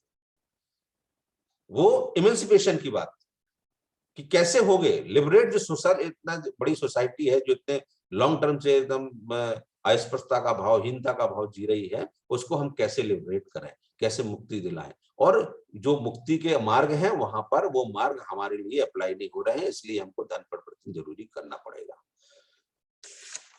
ठीक, इसके बाद और भी कारण को आप बना सकते हैं कि आर्थिक कारण थे, भाई चलिए ठीक है, आर्थिक कारण तो आपको अधिकार नहीं दिए गए थे, आपके निर्धारित थे उस ब्रह्म व्यवस्था में आपके, तो आपको कोई व्यवसाय करने का या कुछ और पैसा कमाने का, धन उपार्जन करने का कोई सोर्स नहीं था, इसलिए आपके पास ये भी है, कारण हो सकते हैं। सांस्कृतिक कारण, एक जो इम्पोर्टेंट कारण है आजकल चल रहा है कि सांस्कृतिक कारण को भी डॉक्टर अंबेडकर इम्पोर्टेंट मानते हैं। बहुत लोग कहते हैं कि अंबेडकर साहब ने राष्ट्र को खंडन किया, हिंदू धर्म को तोड़ दिया, राष्ट्रवाद की बात नहीं कर रहे थे, जो आज के परिप्रेक्ष्य का राष्ट्रवाद है। ये अलग इश्यू है कि उसके बारे में क्या होगा, लेकिन फिर इस तरह से उन्होंने किया, ये नहीं कर रहे थे। ठीक, तो डॉक्टर अंबेडकर को पढ़ना पड़ेगा, थोड़ा सा और जानना पड़ेगा उस कॉन्सेप्ट को। उन्होंने स्पष्ट कहा मैंने किसी भी जो हमारी संस्कृति का धर्म नहीं है, हमारे भारत का धर्म नहीं है, उसको नहीं अपनाया। वो अपना सकते थे इस्लाम भी, क्रिश्चियनिटी भी। उन्होंने कहा कि मैंने बुद्ध हमारी संस्कृति का मूल धर्म है, यही पैदा हुआ है, इसलिए अपना सकते हैं, और इसलिए उन्होंने बुद्ध धर्म की ओर मुड़े। तो जो कह रहे हैं, जो आरोप लगाते हैं अम्बेडकर साहब के ऊपर कि उन्होंने राष्ट्र, तो वो राष्ट्र के तो सबसे बड़े पोषक, मतलब उस वाले राष्ट्र के, ऐसे फर्जी वाले राष्ट्रवाद के नहीं, जो राष्ट्र रियली एक कॉन्सेप्ट है कि उसके संरक्षक थे। और उन्होंने सांस्कृतिक मूल्यों को बहुत आगे रखा और कहा कि मैं इसलिए अपने धर्म, कोई ऑब्जेक्शन कर सकता है कि फिर जैन धर्म को क्यों नहीं लिया आपने, जैन धर्म भी तो ले सकते थे। तो बाबा साहब अम्बेडकर कहते हैं कि देखिए वहां की जो जैन धर्म की जो कार्य जिसको कहते हैं आप, उनका जो मेथोडोलॉजी है, जो उनका एक आचरण है, जो आचार संहिता है उनकी, जो कि कैसे हमको रहना है, कैसे करना है, जैसे बौद्ध का बौद्ध संघ के कुछ नियम है, ठीक है, तो कह रहे हैं कि उनका बहुत टफ है, बहुत ज्यादा। जैन आप रिलीजन को जब पढ़ेंगे तो आपको लगेगा कि इनकी जो आचार संहिता है, इनका एथिक्स है, बहुत ज्यादा एकदम आपको एकदम कठोर है, इसको कहते हैं कठोर है। और तो इसलिए वो बुद्धिज्म की ओर आते हैं और बुद्धिज्म उन्होंने अपनाया। इसके बाद पर्सनल रिलेशन भी है कि बहुत अपने आत्म कि कुछ अनुभव हैं, पर्सनल एक्सपीरियंस होते हैं कि उनको जब गुजरात में गए, आपको देखा होगा, आपने सब सुना होगा, पढ़ा होगा कि वहां पर उनको इस तरह से हुआ, रहने के लिए मकान नहीं दिए गए, उनके साथ शुरू से ही इस तरह की डिस्क्रिमिनेशन हुआ। तो ये कुछ व्यक्तिगत अनुभव होते हैं। कभी कभी एक प्रश्न हमारे सामने आता है कि आप लोग डॉक्टर साहब फालतू में गंद मचाए रहते हैं और इस तरह का डिस्क्रिमिनेशन तो है नहीं है, ठीक, कि कहाँ है आपके साथ कोई भेदभाव हो रहा है या आपके बच्चों के साथ कोई इस तरह का हो रहा है। तो देखिए, भेदभाव होना और भेदभाव हमने महसूस किया, हो सकता है वो अनुभव आपको न मिला। आपका दोस्त आपकी जाति को लेकर एक कमेंट करता है, तो वो इंटेंसिटी उस जाति की आपके अंदर दूसरी होगी, और जो उसका अनुभव करता है, जो उसको भोग रहा है, भले आपने एक सटायर मारा हो, आपने एक उसको वैसा किया हो तो सकता है उसके अनुभव की तीव्रता, जो इंटेंसिटी ऑफ एक्सपीरियंस है, उसका अलग अलग होगा। आपको दूसरा हुआ, आप कहेंगे यार हमने तो ऐसी बातें नहीं की थी, मजाक में किया था। उसको वो बात किस रूप में लगेगी, ये भी एक ये इस चीज को भी आप लोगों को समझना पड़ता है। जो हम जनरली जो गर्ल्स हैं या जो महिलाएं हैं उनके लिए कमेंट कर देते हैं कि क्या है यार तो चलता है, ठीक है, तो ये चलता नहीं है। दलित के साथ हम किसी ऐसे बच्चे के अगर तुम कोटे से आए हो, ये आए हो, वो आए हो, इस तरह की जो हम लोग एक करते हैं, और जो लोग कहते हैं कि इस तरह की बातें ही नहीं है, तो हम कह रहे हैं कि अनुभव होना और अनुभव किस इंटेंसिटी के साथ हुआ है, दोनों चीज इंपॉर्टेंट है। खासतौर से अनुभव का जो अनुभव की तीव्रता है, कैसा हुआ, हो सकता है कि हमको डिस्क्रिमिनेशन उस रूप में नहीं दिख रहा हो और आपको बिल्कुल ना दिखे और हमको वहां पे दिख रहा हो, तो व्यक्तिगत अनुभव की बात है, ठीक है। तो बाबा साहब अम्बेडकर ने जब महसूस किया, तो एक जो पर्सनल रीजन भी हो सकते हैं एक्सपीरियंस के, इससे भी उन्होंने धर्म परिवर्तन की ओर झुके। और एक और महत्वपूर्ण कारण था कि सेल्फ डिग्निटी, आत्मसम्मान के लिए धर्म परिवर्तन जरूरी है, डॉक्टर अम्बेडकर ने कहा। और ये आत्मसम्मान हमको मिलेगा कहाँ, तो बुद्धिज्म में मिलेगा। बुद्धिज्म क्यों इंपॉर्टेंट है, क्योंकि बुद्धिज्म की जब हम बात करते हैं तो बहुत संक्षेप में आप लोगों को मैं ये कहना चाहता हूं कि बुद्धिज्म डॉक्टर अंबेडकर ने क्यों स्वीकार कर रहे हैं, क्योंकि बुद्धिज्म उन सब चीजों को रोक दे रहे हैं या उन सब चीजों को खत्म कर दे रहे हैं। जब उन भगवान बुद्ध ने आनंद को बताया तो कहा कि आप अपने धर्म के बारे में कुछ बताइए, धम्म के बारे में, जिसको हमने शूजिया कहा कि धम्म के बारे में बताइए, क्या है धम्म। तो उन्होंने कहा ये उस तरह का है कि यहाँ पर सभी समान है। इस सागर, जिस तरह से अलग अलग नदियां एक सागर में जब मिल जाती हैं तो एक साथ मिल जाती है, उनका अस्तित्व वो नहीं होता है कि व्यक्तिगत क्या है ये क्या है। तो कह रहे हैं कि सब एक समान हो जाते हैं। तो यही संघ है कि बुद्ध संघ जो है वहां पर सब आपस में मिलकर सब एक हो जाते हैं, कोई भेदभाव नहीं है, वो है। और दूसरा इंपॉर्टेंट चीज, जब अम्बेडकर बुद्धिज्म की ओर बढ़ते हैं, कहते हैं कि बुद्धिज्म ही एकमात्र धर्म है जिसका कोई सृष्टा नहीं, कोई अवतार नहीं। वो क्या है, एक मनुष्य का धर्म है, एक हिस्टोरिकल पीपल है कि नहीं है बुद्ध। ईसा मसीह को आप हिस्टोरिकल कह सकते हैं, मोहम्मद साहब को हिस्टोरिकल कह सकते हैं, और हिंदू धर्म के जो संस्थापक के रूप में किसी एक का नाम तो लेना ठीक नहीं है, इतने भगवान है उनको हम हिस्टोरिकल कह सकते हैं, नहीं कह सकते।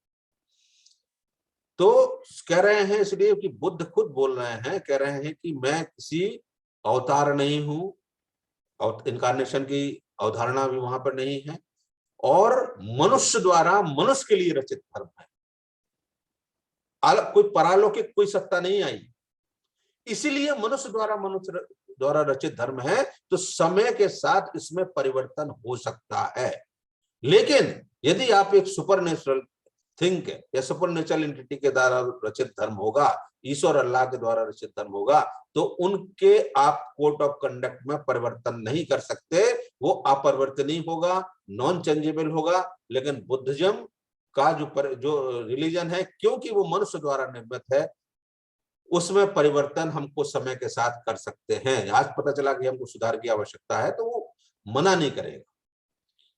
और इसलिए बुद्धिज्म का मेन लाइन क्या है, change is the law of nature, परिवर्तन प्रकृति का नियम। परिवर्तन हो सकता है, वो सनातन नहीं है, वहां पे ऐसे पराभौतिक मेटाफिजिकल चीजें नहीं है।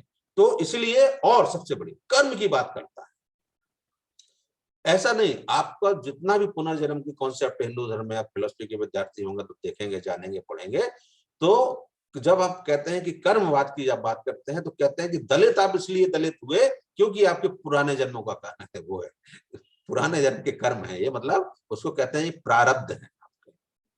ठीक है, प्रारब्ध कर्मों की बात, कर्म जब सिद्धांत कर्म थ्योरी पढ़ेंगे तो उसमें प्रारब्ध है, संचित कर्म है, संचयमान कर्म है, 3 प्रकार के कर्मों का डिवीजन है।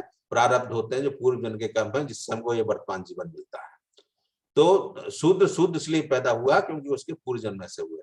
फिर हमने जो अभी बात की थी आपको कि पूर्व जन्म हमारे कर्म ही भाई ऐसे हैं, तो दूसरे के कर्म नहीं कर सकते, तो वो तो एक सर्कल हमारा खत्म हो गया, तो उसमें तो जा ही नहीं सकते, तो इस हिसाब से वो एक्सेप्टेबल नहीं है। तो बुद्ध ने जो कर्म की परिभाषा कहा कि दूसरे जो धर्म कहते हैं कि तुम मेरी शरण में आओ, मैं तुम्हें मुक्त करूंगा।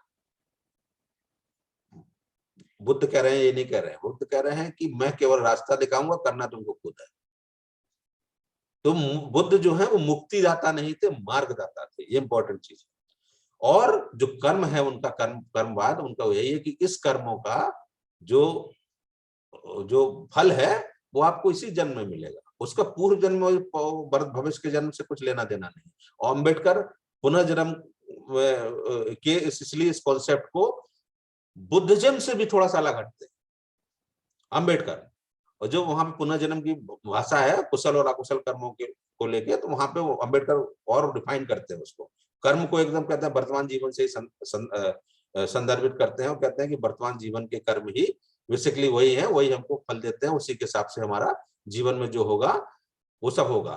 तो बुद्धिज्म कह रहा है कि अत्य दीपो भव, अपना दीपक आप खुद बनिए, कोई आपको ब्लिस नहीं करेगा, आप अपने कर्म करिए, आपको परीक्षा में आप खुद बैठेंगे, खुद पास होंगे। गुरुजी आपको आशीर्वाद नहीं देंगे ऐसे कि हाथ उठा के आशीर्वाद दे दीजिए और पास हो जाएंगे, आप फर्स्ट डिवीजन आ जाइए। कर्म आप ही को करना है, आपको ही अपना मुक्ति तलाशना है, कोई आपको ब्लिस नहीं करेगा। और जबकि दूसरे धर्म ऐसा करते हैं। ठीक, तो इसलिए बुद्धिज्म एक उनको बाबा साहब अम्बेडकर को लगा कि बहुत ही एक व्यवहारिक धर्म है, धम्म है, जिसको धम्म एक टेक्निकली सही टर्म है, और इसलिए बुद्धिज्म की ओर बढ़े। लिबर्टी, इक्वलिटी, फ्रेटर्निटी की बात करते हैं, कहाँ से निकाला ये अलग प्रश्न है, ये कभी और मौका आप लोग देंगे तो उसकी चर्चा करेंगे, जो कॉन्स्टिट्यूशन की रचना की। तो इस तरह से डॉक्टर अंबेडकर बुद्धिज्म की ओर बढ़े, और बुद्धिज्म भारत का धर्म है, स्वदेशी है। तो इस तरह की बातें भी नहीं, आप लोग जो राजनीतिक गतिरोध जो होता है उससे भी हटके, और बुद्धिज्म क्यों जरूरी है पूरा बेस उन्होंने बताया। और इसलिए जितना भी शूद्र, जिसको दलित वर्ग कहते हैं, उसके लिए धर्म परिवर्तन क्यों आवश्यक है, डॉक्टर अम्बेडकर ने स्पष्ट कर दिया। और क्यों बुद्धिज्म जरूरी है, ये भी बता दिया उन्होंने। इन्हीं सब शब्दों के साथ आपको बहुत बहुत धन्यवाद अजीत जी, प्रिंसिपल साहब और सभी जितने बच्चे हैं। एक आध चीज भी आप लोगों को यदि मैंने अच्छी कही हो या समझ में आई हो, यदि नहीं समझ में आई हो, उसके लिए क्षमा चाहता हूँ। अजीत सर ने आप लोगों से इतना मौका दिया, अच्छी ऑडियंस में अच्छे बच्चे जो इमर्जिंग हैं, बुद्धिजीवी हैं, उनके बीच में बात कहने का मौका, अवसर दिया, उसके लिए आपको बहुत बहुत शुक्रिया, धन्यवाद। Thank you very much. जी sir.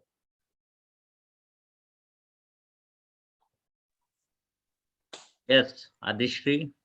Yes, sir.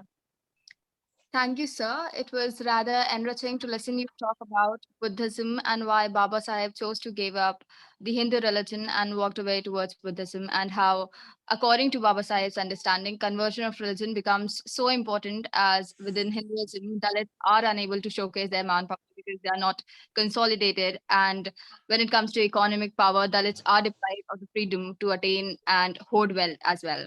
And also the mental power, because Dalits couldn't gain consciousness then against the Hindu scripture, which justifies systematic discrimination against Dalits. So because of all of this, how the complete emancipation of Hindu religions becomes so important for the liberation and self-dignity of Dalits. I'm sure that we are all going back with a lot more of understanding and ideas to think upon. Thank you so much, sir. And we also have a lot of questions coming up, so I'll read it out. Okay. Yeah. Thank you. Preeti asks that क्या आज के युग में भी किसी भी सामाजिक भेदभाव से छुटकारा पाने के लिए धर्म में संगठित होना जरूरी है, जबकि हमें कोई भी धर्म पसंद तथा स्वीकार ना हो? और क्या वाकई हमें समाज में ये दर्शाने के लिए कि हम भी इस समाज में विद्यमान हैं, उसके लिए किसी भी सहानुभूति की जरूरत है, जैसा कि आपने वैश्य का उदाहरण?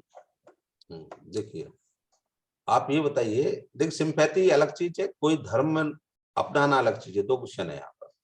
सिंपैथी, आप किसी यदि सोशल गैदरिंग में रहते हैं तो सिंपैथी नहीं होगी, आपको सहानुभूति एक दूसरे के प्रति नहीं होगी, तो वो सोशल बॉन्डिंग का काम नहीं करेगा। ठीक है, तो जो सहानुभूति है वो एक इंपॉर्टेंट फैक्टर होता है समाज को जोड़ने का। आप दूसरा प्रश्न जो इनका रिलीजन का है, जो बेसिकली पहला प्रश्न है कि हम जरूरी नहीं है किसी धर्म को माने, बिल्कुल सही है, आप स्वतंत्र हैं, कॉन्स्टिट्यूशन आपको राइट देता है, नहीं मानिए, आप ह्यूमन बीइंग है, बहुत से लोग ऐसे हैं जो नास्तिक हैं। लेकिन डॉक्टर अंबेडकर के संदर्भ में हम जब चर्चा करते हैं तो डॉक्टर अंबेडकर कह रहे हैं, क्योंकि वो उसी एक परंपरा या उस समय के उस माहौल से पढ़े थे, बढ़े थे, उसके पूर्वजों का फुले से लेके बुद्ध से लेके, तो वो देख रहे हैं कि ये जो डिस्क्रिमिनेशन है, पशुता का जो व्यवहार है, वो एकदम हजारों साल से चला आ रहा है। डॉक्टर अंबेडकर कह देते कि कोई धर्म नहीं अपनाओ, सब नास्तिक हो जाओ।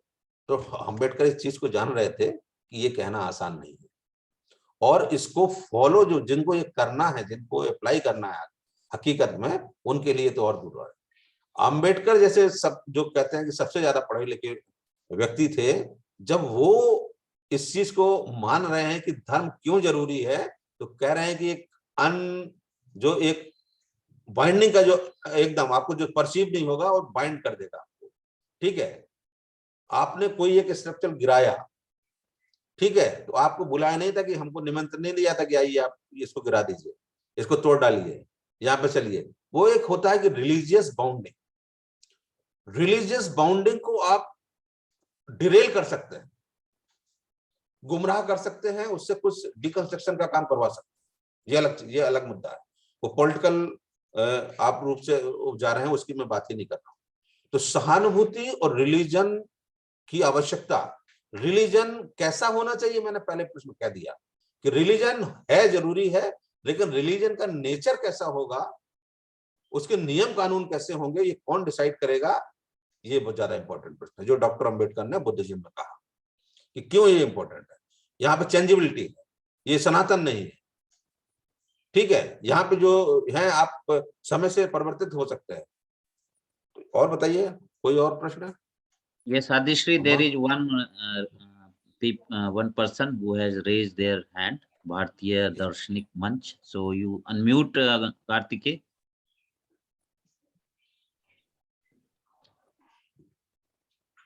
कार्तिके, हाँ, आप पूछिए जो हैंड रेज किए हुए हैं भारतीय दार्शनिक मंच। सतीश है क्या? आप पूछिए भारतीय दार्शनिक मंच से जो yes sir, madam. Yes sir, मेरी आवाज आ रही है sir? I am audible? Yes हाँ यस सतीश, यस, पूछो पूछो बेटा। Yes sir. Sir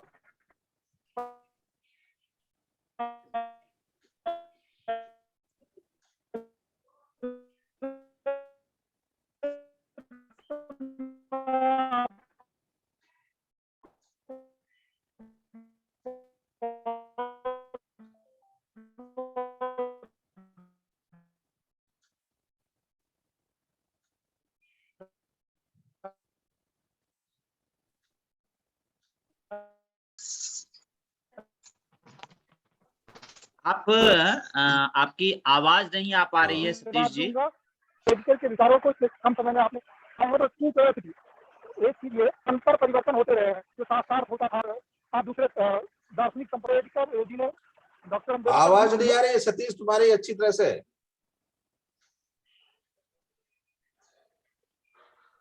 hello hello, हाँ सतीश, I'm आवाज audible? नहीं आ रही है। I am audible? हाँ हाँ बोलो बोलो। Sorry sir. अच्छा सर, मैं ये कह रहा था कि जो शास्त्रार्थ द्वारा मत परिवर्तन होता था और डॉक्टर अम्बेडकर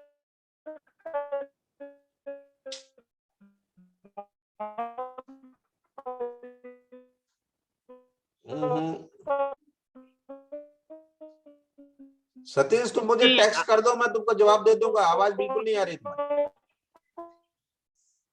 यस, ठीक।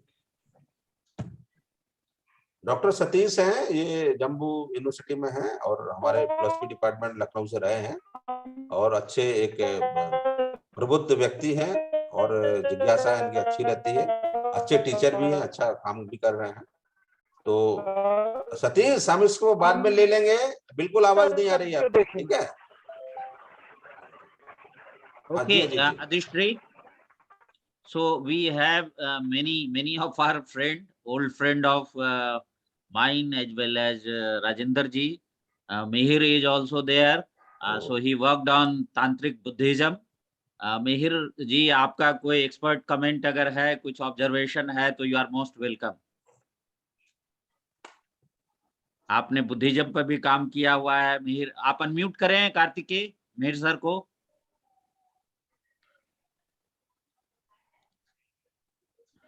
मिहिर जी, आपका एक्सपर्ट कमेंट। अजीत सर, मैं ट्रैवल कर रहा हूँ। वर्मा जी गुड मॉर्निंग। इनफैक्ट ध्यान से सुन तो पाया, लेकिन चूंकि ट्रैवल कर रहा हूँ तो कमेंट करने की हालत में नहीं हूँ। मैं पर्सनली करूंगा। वर्मा जी से अभी चैटिंग होगी थोड़ी देर में। बहुत अच्छा बोले, बहुत धन्यवाद। धन्यवाद गुरु जी। तो हम लोगों का सौभाग्य कि आप यहाँ पधारे। अरे हमारा सौभाग्य, महाराज आप लोग याद किए। Thank you very much.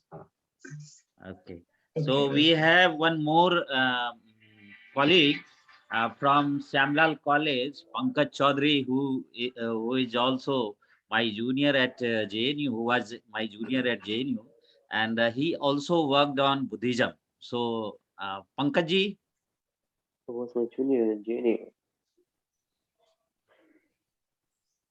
Kartikeya, unmute him. Kartikeya. Pankaj,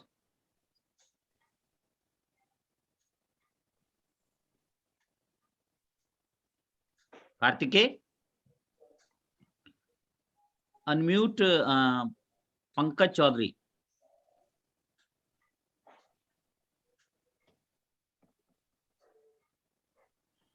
हाँ पंकज जी पूछिए।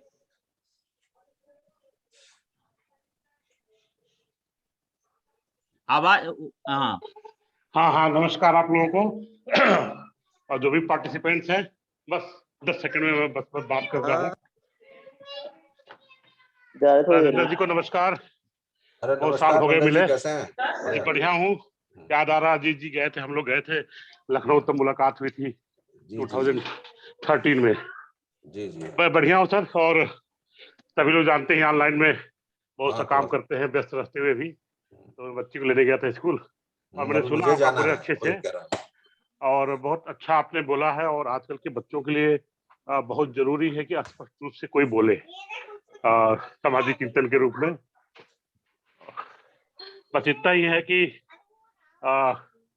और भी ऐसे कार्यक्रम हो। अजीत जी तो एक्टिव हैं हमेशा के लिए, और आप जैसे लोग जो फिलॉसफी के हैं, बाबा साहब पे काम किए हैं और बुद्धिज्म पे काम किए हैं, उनको सुनने का अवसर मिलता रहे। बस यही मेरी शुभकामनाएं हैं आप सभी के साथ। Thank you Pankaj ji, thank you. हाँ, बस थोड़ा सा था कि जैनिज्म में है कि वो अच्छे कठोरवादी है, एक्सट्रीमिस्ट है सिद्धांत के रूप में। तो यही बात थी उस समय, आप बताना चाह रहे थे चीजों को कि जी, जी। जैनिज्म क्यों नहीं अपनाया उन्होंने। तो बिल्कुल एक्सट्रीमिस्ट है, अच्छेवादी है, अहिंसा के लिए भी हिंसा करते हैं वो लोग। हाँ, मुंह पे लगा लेना, पिच्छू लेके घूमना, वो कुछ ज्यादा ही ऐसा हो जाता है कि वो संत वो नहीं कर सकते हैं, आम आदमी के लिए नहीं है वो। जी जी जी, ठीक सर, धन्यवाद आपका। Okay, thank you. One of my senior friend, Dr. S.K. Das is also there from Dayal Singh College, Santanu Kumar Das sir. So we have been listening to his views when I was a student in JNU. Sir, if you want to give some expert comments, sir, Santanu Kumar Das ji, Kartikeya, kindly unmute S.K. Das. Yes sir, yes sir. I would like to congratulate you, Ajit.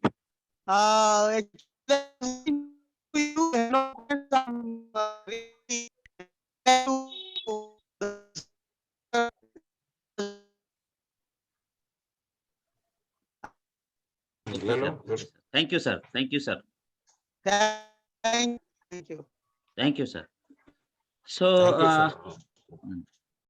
anybody, हमारे साथ राजेश आदर्श भी हैं, राजेश चंद आदर्श, जो सामाजिक चिंतन पर लिखते पढ़ते रहते हैं, कबीर पर, जाति पर।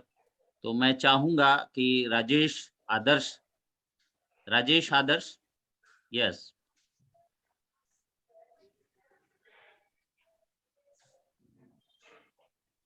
आवाज आपका म्यूट है, अनम्यूट करें। जी, सभी को नमस्कार सर। नमस्कार सर, नमस्कार। सर मैं पूछना तो चाहता था, लेकिन मैं ड्राइव कर रहा हूँ, हॉस्पिटल जा रहा हूँ, थोड़ा सर्वाइकल है। सर एक प्रश्न कि बाबा साहब ने हमें बौद्ध धर्म अपनाने को कहा, निश्चित तौर पे उनके समय जो परेशानियां थी वो आज से बिकट रही होंगी, लेकिन मेरा प्रश्न ये है कि जो लोग बौद्ध हो गए या जो उनके फॉलोअर्स हैं, क्या वो उन्हीं चीजों को ज्यादा अपना रहे हैं जिन चीजों का बाबा साहब ने या बौद्ध धर्म में निषेध है? तो मेरा बस यही प्रश्न है, क्योंकि हॉस्पिटल बंद न हो जाए, आप उत्तर दीजिए, मैं सुन रहा हूँ। जी बिल्कुल सही है, आप सही कहना है। देखिए इसकी शंका तो डॉक्टर अम्बेडकर ने भी कह दी थी कि जो भिक्षु संघ है वो सही से कार्य नहीं कर रहा है, उसको करना चाहिए, अपने उद्देश्यों से भटक रहा है। तो ये एक आप कह सकते हैं कि इतना ज्यादा इन्फ्लुएंशियल जो हिंदू धर्म की जो आप कह सकते हैं पॉजिटिव या निगेटिव पक्ष है, उससे जो बुद्धिस्ट हो भी जा रहे हैं वो निकल नहीं पा रहे हैं, या मेजर सोसाइटी उनका ऐसा है तो उसी कर्म कांड को जो बुद्धिज्म विरोध करना चाह रहे थे और बुद्ध विरोध करना चाह रहे थे उसको अडॉप्ट करते हैं। बाबा साहब ने भी इस पर आगाह किया था, उन्होंने स्पष्ट कहा था कि संघ जो है वो ढंग से कार्य नहीं कर रहा है और भिक्षुओं को चाहिए कि वो जो उसका सही उद्देश्य है जो संघ का जो उद्देश्य है, बौद्ध संघ का जो उद्देश्य है, उसका पालन करें। तो फाइनेंशियल प्रॉब्लम कह सकते हैं, कुछ भी अलग अलग इशू में आप कह सकते हैं चर्चा। जी प्रॉब्लम है, इसको रिजॉल्व करना चाहिए। अब रिजॉल्व मतलब हम ही आप लोग करेंगे। जी Thank you. जी बहुत बहुत धन्यवाद सर, बहुत बहुत धन्यवाद sir. One of my student from Ambedkar Study Circle who is very active, Shiv Pratap Singh. You want to ask question, Shiv Pratap Singh?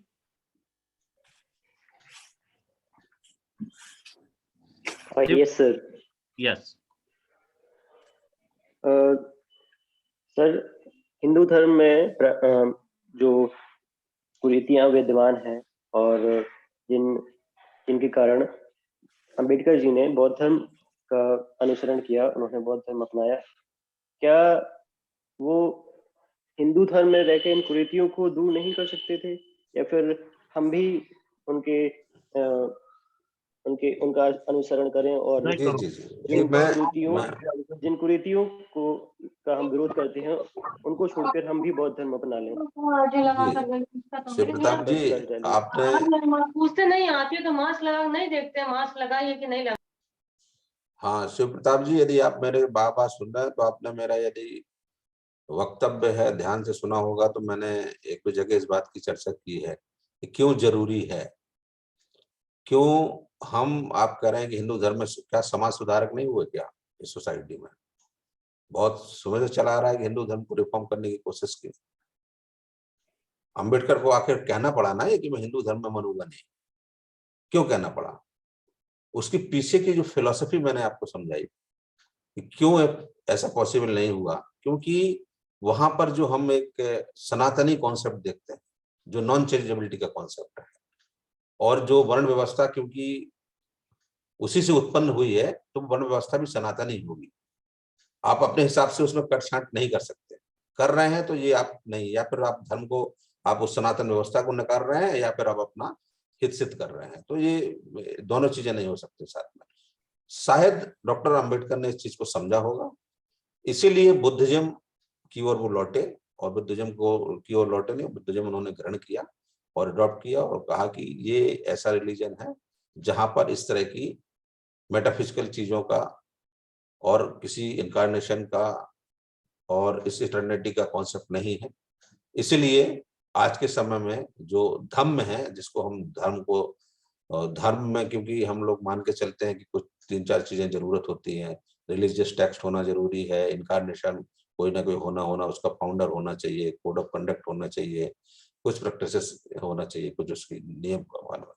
लेकिन धम्म के साथ ऐसा कुछ नहीं है, उनका केवल कोड ऑफ कंडक्ट है कि इस तरह के आपको जीवन पद्धति अपनाना है, ये कार्य करना चाहिए। इनकारनेशन नहीं है, रिलीजियस टेक्स्ट नहीं है, और कोई उसका संस्थापक नहीं है जो इटर्नल, जो बियॉन्ड दिस वर्ल्ड हो, ठीक है, उस तरह की बात नहीं है।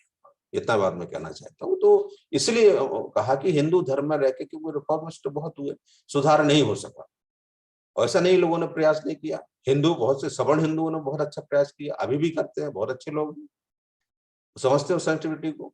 लेकिन आप क्या करेंगे, आपको एक समय निराश हो जाते हैं और फिर आप कहते हैं कि नहीं, इससे अच्छा है, इसमें सुधार से अच्छा है, इससे हट जाओ, अपने आप को अलग कर लो। तो बाबा साहब अम्बेडकर ने भी शायद वही किया, और जो मुझे लगता है कि उचित। Thank you. तो क्या सर, जो लोग उनका अनुसरण करना चाहते हैं उन्हें भी बौद्ध धर्म ज्वाइन कर लेना चाहिए? बिल्कुल स्वागत है उनका, लेकिन उनकी देखिए, अम्बेडकर ये भी कहते हैं कि बुद्धिज्म जब कलाम सुख की बात करता है तो कहता है कि मुझे इसलिए नहीं मानो कि मैं बोल रहा हूँ, या मुझे इसलिए स्वीकार नहीं कर लो। तो अम्बेडकर तो उसी आइडियोलॉजी के फॉलोवर्स थे, एक हिसाब से आप कह सकते हैं, मानने वाले थे। तो वो आपको थोपेंगे नहीं कुछ, आप अपना निर्णय खुद लीजिए, ठीक है। आपको लगता है जो उचित अनुचित है, वो व्यक्ति की स्वतंत्रता और गरिमा का भी बड़ा ध्यान रखता है। हमने आपको जबरदस्ती करवा दिया तो फिर क्या अंतर रहा, ठीक है। तो आपको जब लगेगा, अंबेडकर साहब ने बहुत समय, बहुत लास्ट में 56 में उन्होंने एडॉप्ट किया, ठीक है। तो इस चीजें अपनी अपनी है, तो व्यक्ति का अपना विवेक है, अपनी बुद्धि है, उसको क्या लगता है क्या नहीं है, उसके लिए स्वतंत्र है। और इसलिए उन्होंने संविधान में कहा कि कौन सा धर्म आपको चुनना है, इसका चुनाव आप खुद करिए, नहीं करिए, कोई बाउंडेशन नहीं है, ठीक है। तो इसलिए आपकी अपनी व्यक्तिगत स्वतंत्रता है, व्यक्तिगत choice. Thank you. Thank you, thank you. हमारे बीच भवतोष भास्कर जो हैं, जो कि हमारे यहाँ ही असिस्टेंट प्रोफेसर हैं और अंडरस्टैंडिंग अंबेडकर पेपर भी पढ़ाते हैं, और इनकी सोच बिल्कुल ही प्रखर और मुखर होती है, खास करके सामाजिक मुद्दों पर। तो मैं चाहूंगा भवतोष भास्कर जी। नमस्कार sir, thank you so much sir. बहुत ही बेहतरीन प्रेजेंटेशन था, और जैसा कि अजीत सर ने बताया कि तो बहुत बच्चों के साथ इंटरेक्शन करने का मौका मिलता है एक सेमेस्टर में इस पेपर को पढ़ाने का, तो ज्ञानवर्धक ही रहा हमारे लिए भी, और उम्मीद करते हैं सारे बच्चों के लिए भी रहा होगा निश्चित रूप से। तो मतलब अजीत सर कन्वीनर हैं लगातार, मतलब, और मुझे मतलब कुल मिला के ये है कि ये जो ज्ञानवर्धन जो बच्चों का होता है, और जो मार्जिनलाइज्ड सोसाइटी है, चाहे वो, मैं तो इसको ज्ञान के क्षेत्र में भी कह लूँ, जो इन सब ज्ञान से वंचित बच्चे हैं, उनको ये ज्ञान निश्चित रूप से सभी तक मतलब एक ज्ञान के क्षेत्र में भी समावेशी विकास होनी चाहिए, और इन तरह के कार्यक्रमों के द्वारा बच्चे लाभान्वित होते हैं। इतना ही, थैंक यू सो मच। बिल्कुल बिल्कुल, thank you, agree. Thank you, thank you. हमारे बीच अरविंद अरविंद भी हैं। अरविंद, जो कि हमारे ही कॉलेज के छात्र रहे हैं, 5 साल तक बीए और एमए यहीं से किया है, और पिछले 10 साल से पढ़ा भी रहे हैं। तो मैं अरविंद अरविंद कुमार मिश्र, अरविंद कुमार मिश्र, अरविंद जी,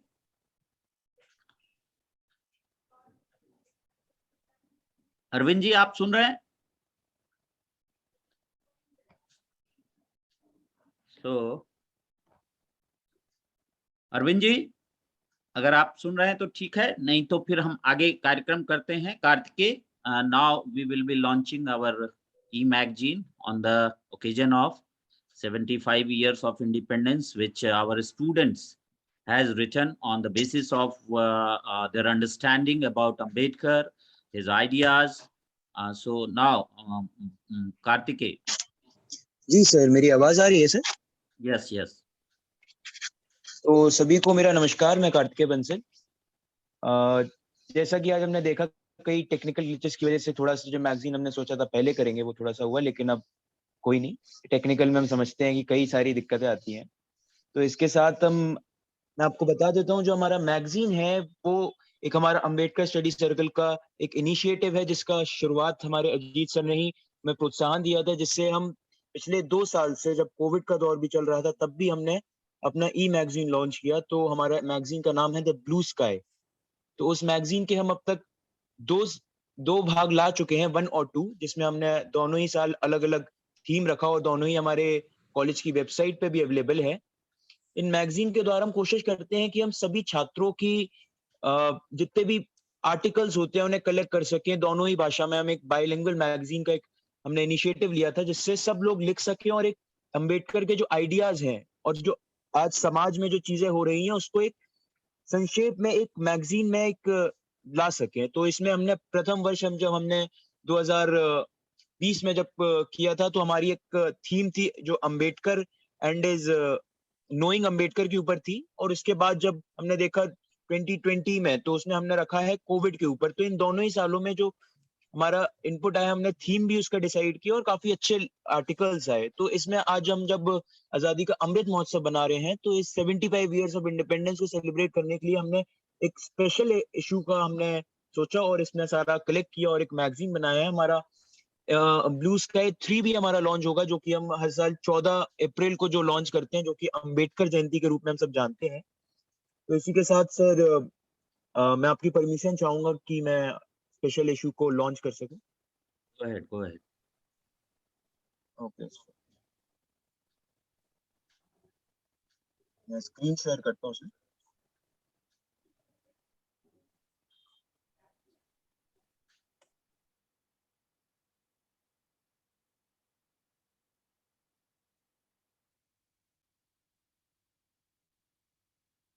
जी मेरा स्क्रीन शेयर हो रहा है?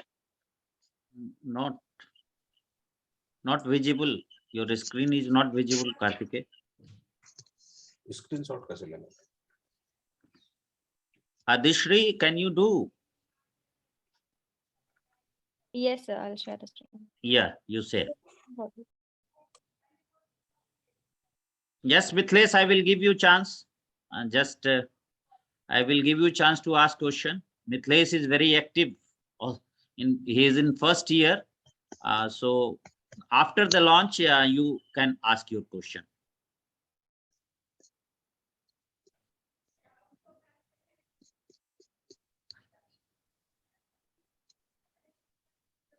Yes, Kartikeya. Now your screen is visible.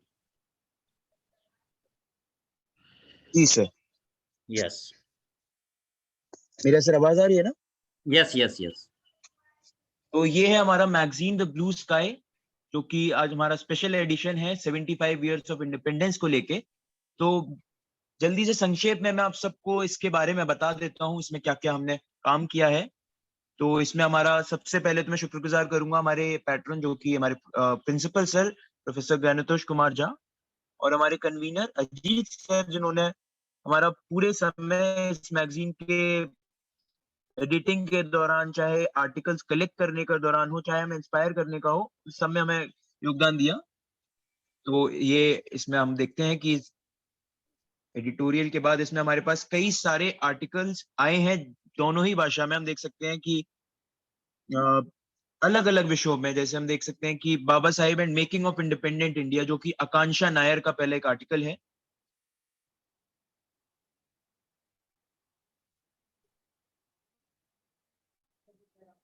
इसके बाद it is a modern India, जो कि हमारी एक पूर्व छात्र रिफत क्यूम ने लिखा है, जिसमें इन्होंने जो हाल ही में पिछले साल हॉकी प्लेयर्स के संग जो रेसिस्ट हुआ था, रेसिस्ट स्लर्स किए गए थे, उस पर भी उन्होंने लिखा है. तो इसके बाद बात करें एक लेटर टू बाबा साहिब, जो कि गुंजन दास ने, जो कि पॉलिटिकल साइंस थर्ड ईयर में है, उन्होंने लिखा है.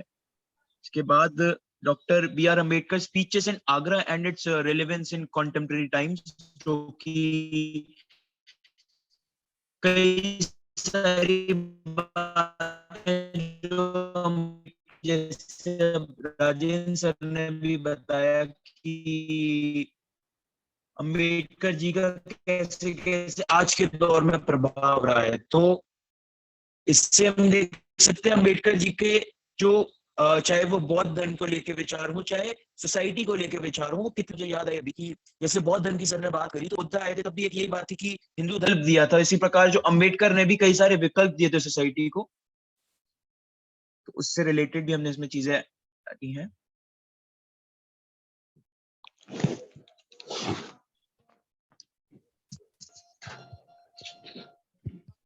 तो इसके बाद बात करें, जल्दी से हम आगे बढ़ते हैं.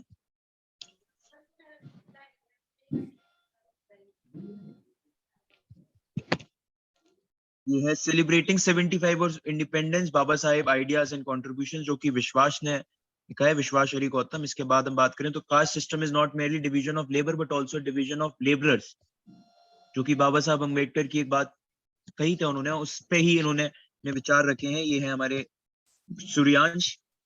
इसके बाद बात करें वुमेन इमेंसिपेशन के ऊपर लिखा है आदिश्री ने, जिन्होंने जो बाबा साहेब के वुमेन्स के लिए जो उनके काम थे, जो उन्होंने उसके लिए एफ्लिपमेंट के लिए जो काम किया, उसके बारे में उन्होंने लिखा है अच्छे से. इसके बाद करें doctor Ambedkar ideas and contributions, जो है इप्शिता बेहरा के द्वारा. इसके बाद बात करते हैं the life and missions of Baba Saheb Ambedkar, जो कि मयंक शेखर ने लिखा है.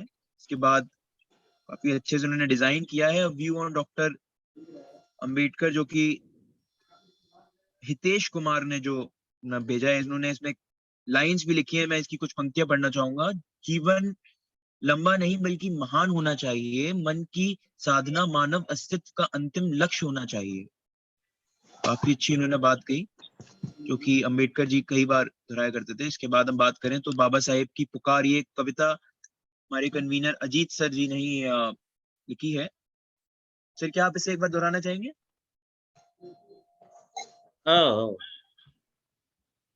ठीक है, तो इसके बाद बात करते हैं आजादी से क्या मिला, जो लिखा है ताराचंद पनवार जी ने।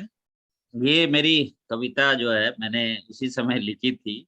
बाबा साहब ने पुकारा है और ये देश हमारा है। और तो इसकी पूरी जो पंक्तियां हैं तो उन इस संघर्षों पर, उनके विचारों पर, जैसे मैंने फिर नेक्स्ट लाइन लिखा कि स्वतंत्रता, समानता, बंधुत्व का नारा हम सबको बतलाया है।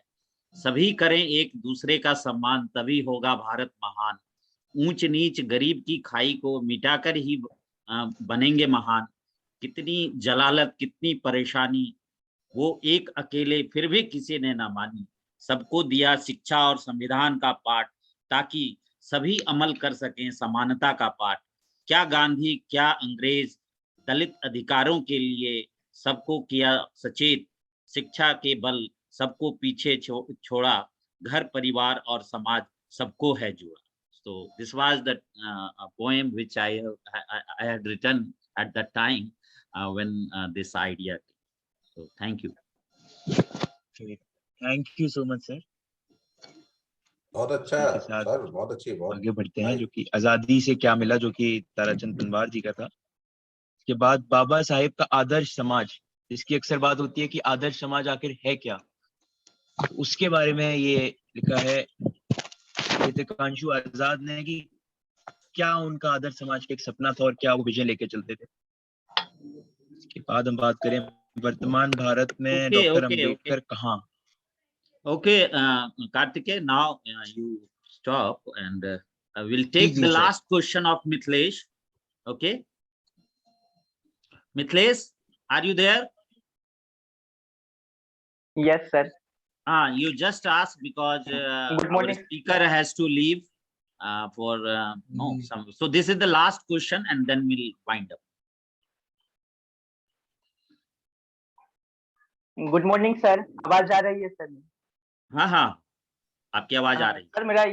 सर मेरा प्रश्न ये था कि जैसे सर आज हो रहा था डिस्कशन सर डॉक्टर अंबेडकर के धर्म परिवर्तन का आधार बौद्ध धर्म है सर, तो कहीं ना कहीं समाज के कुछ बुद्धिजीवी की अगर बात करें सर, तो हमेशा वो चाहते हैं कि सर इस तरह का जो है डिस्क्रिप्शन जो हमेशा बरकरार रहे सर, और कहीं ना कहीं एक तरफ समाज के बुद्धिजीवी की अगर बात करें तो सर वो हमेशा सर धर्म, भाषा, रंग, रूप इन सब से ऊपर होके सोचते हैं सर।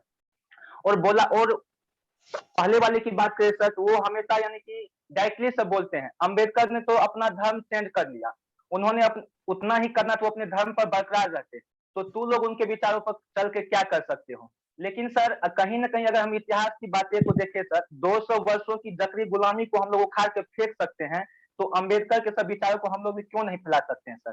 तो इनके बारे में सर आप क्या कहना चाहते हैं? जी मिथिलेश जी, बहुत अच्छे विचार हैं आपके, बिल्कुल फैलाना चाहिए।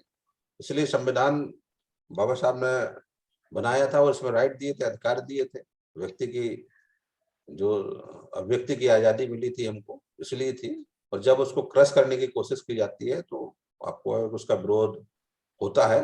तो हम लोग को रिलीजियस डॉगमा में नहीं पड़ना, जिसको कहते हैं रिजिडिटी ऑफ रिलीजन, ठीक है, उससे हटना है और एक सामंजस्य जिसमें सहकार हो, सभी लोग का समान हो। कॉन्स्टिट्यूशन की जब रचना की थी बाबा साहब ने, तो उन्होंने देखिए कई चीजें कही थी कि कितना भी अच्छा आप संविधान लिखिए, यदि इसको मानने वाले और इसको लागू करने वाले की नीयत साफ नहीं है तो वो कूड़ा हो जाएगा। और जो कहीं कहीं आपको ऐसा प्रतीत होता है कि इस तरह का भी बात आती है। संघर्ष है, जीवन में संघर्ष लगा ही रहता है। संघर्ष बाबा साहब ने बहुत ज्यादा किया, हम आप लोग भी उसी चीज को करिए, समाज को जोड़िए, अच्छा करिए, यही संदेश हम लोग हमेशा देते हैं। ठीक है, जो अधिकार है उनको उसकी अहमियत समझिए, उनके मूल्यों को समझिए, मानवीय मूल्यों की स्थापना कीजिए, यही हमारा लक्ष्य होना चाहिए। जी, thank you. Thank you. So our today's speaker, I want to thank Dr. Rajendra Kumar Verma ji, who really agreed my invitation on very short notice, and he has beautifully explained in the philosophical terms as well as in factual terms what was the ideas and ethos of the Dr. Ambedkar. And I'm also thankful to our principal sir, Professor Gyantosh Kumar Jha, who always encourages us to take such initiative without any hindrance. So I'm also thankful to him. All the colleagues who joined from different colleges of University of Delhi and other colleges, I might not have known them, but I'm sure that they have also joined. So I'm also thankful to all of them that they have joined this meet. And then the most important are the students of our college and other colleges who joined in, and they have enlightened through the ideas given by Dr. Rajendra Kumar Verma. And so I congratulate each and every one of you that you have joined in. And last but not the least, our technical teams led by Ravindra Pant. So he is the most pioneer person who tried his level best in spite of his busy schedule, one function at home, but he tried his level best so that we can be connected through this technology. So I am also thankful to them. And thank you, everyone. Thank you, sir. Once again, kindly give me permission to leave. Thank you. Thank you. 15 minutes. Okay. Okay. Sir, Thank you. Ji. Sir, I'll just share the feedback form in the chat box. So whosoever in the participant wants the certificate could fill in the feedback form. Okay. So those of you who have participated, kindly fill that feedback form so that you will get the certificate. All the students kindly copy and you can fill it. Thank you, Rajendra ji. Okay, sir. Okay, thank you. मैं आपसे बात करता हूँ अभी आके, ठीक है sir? Okay. प्रणाम सर. Thank you. नमस्कार सर. Thank you सभी लोगों को, आप लोगों ने सुना. Okay. I am leaving. Okay, now you can end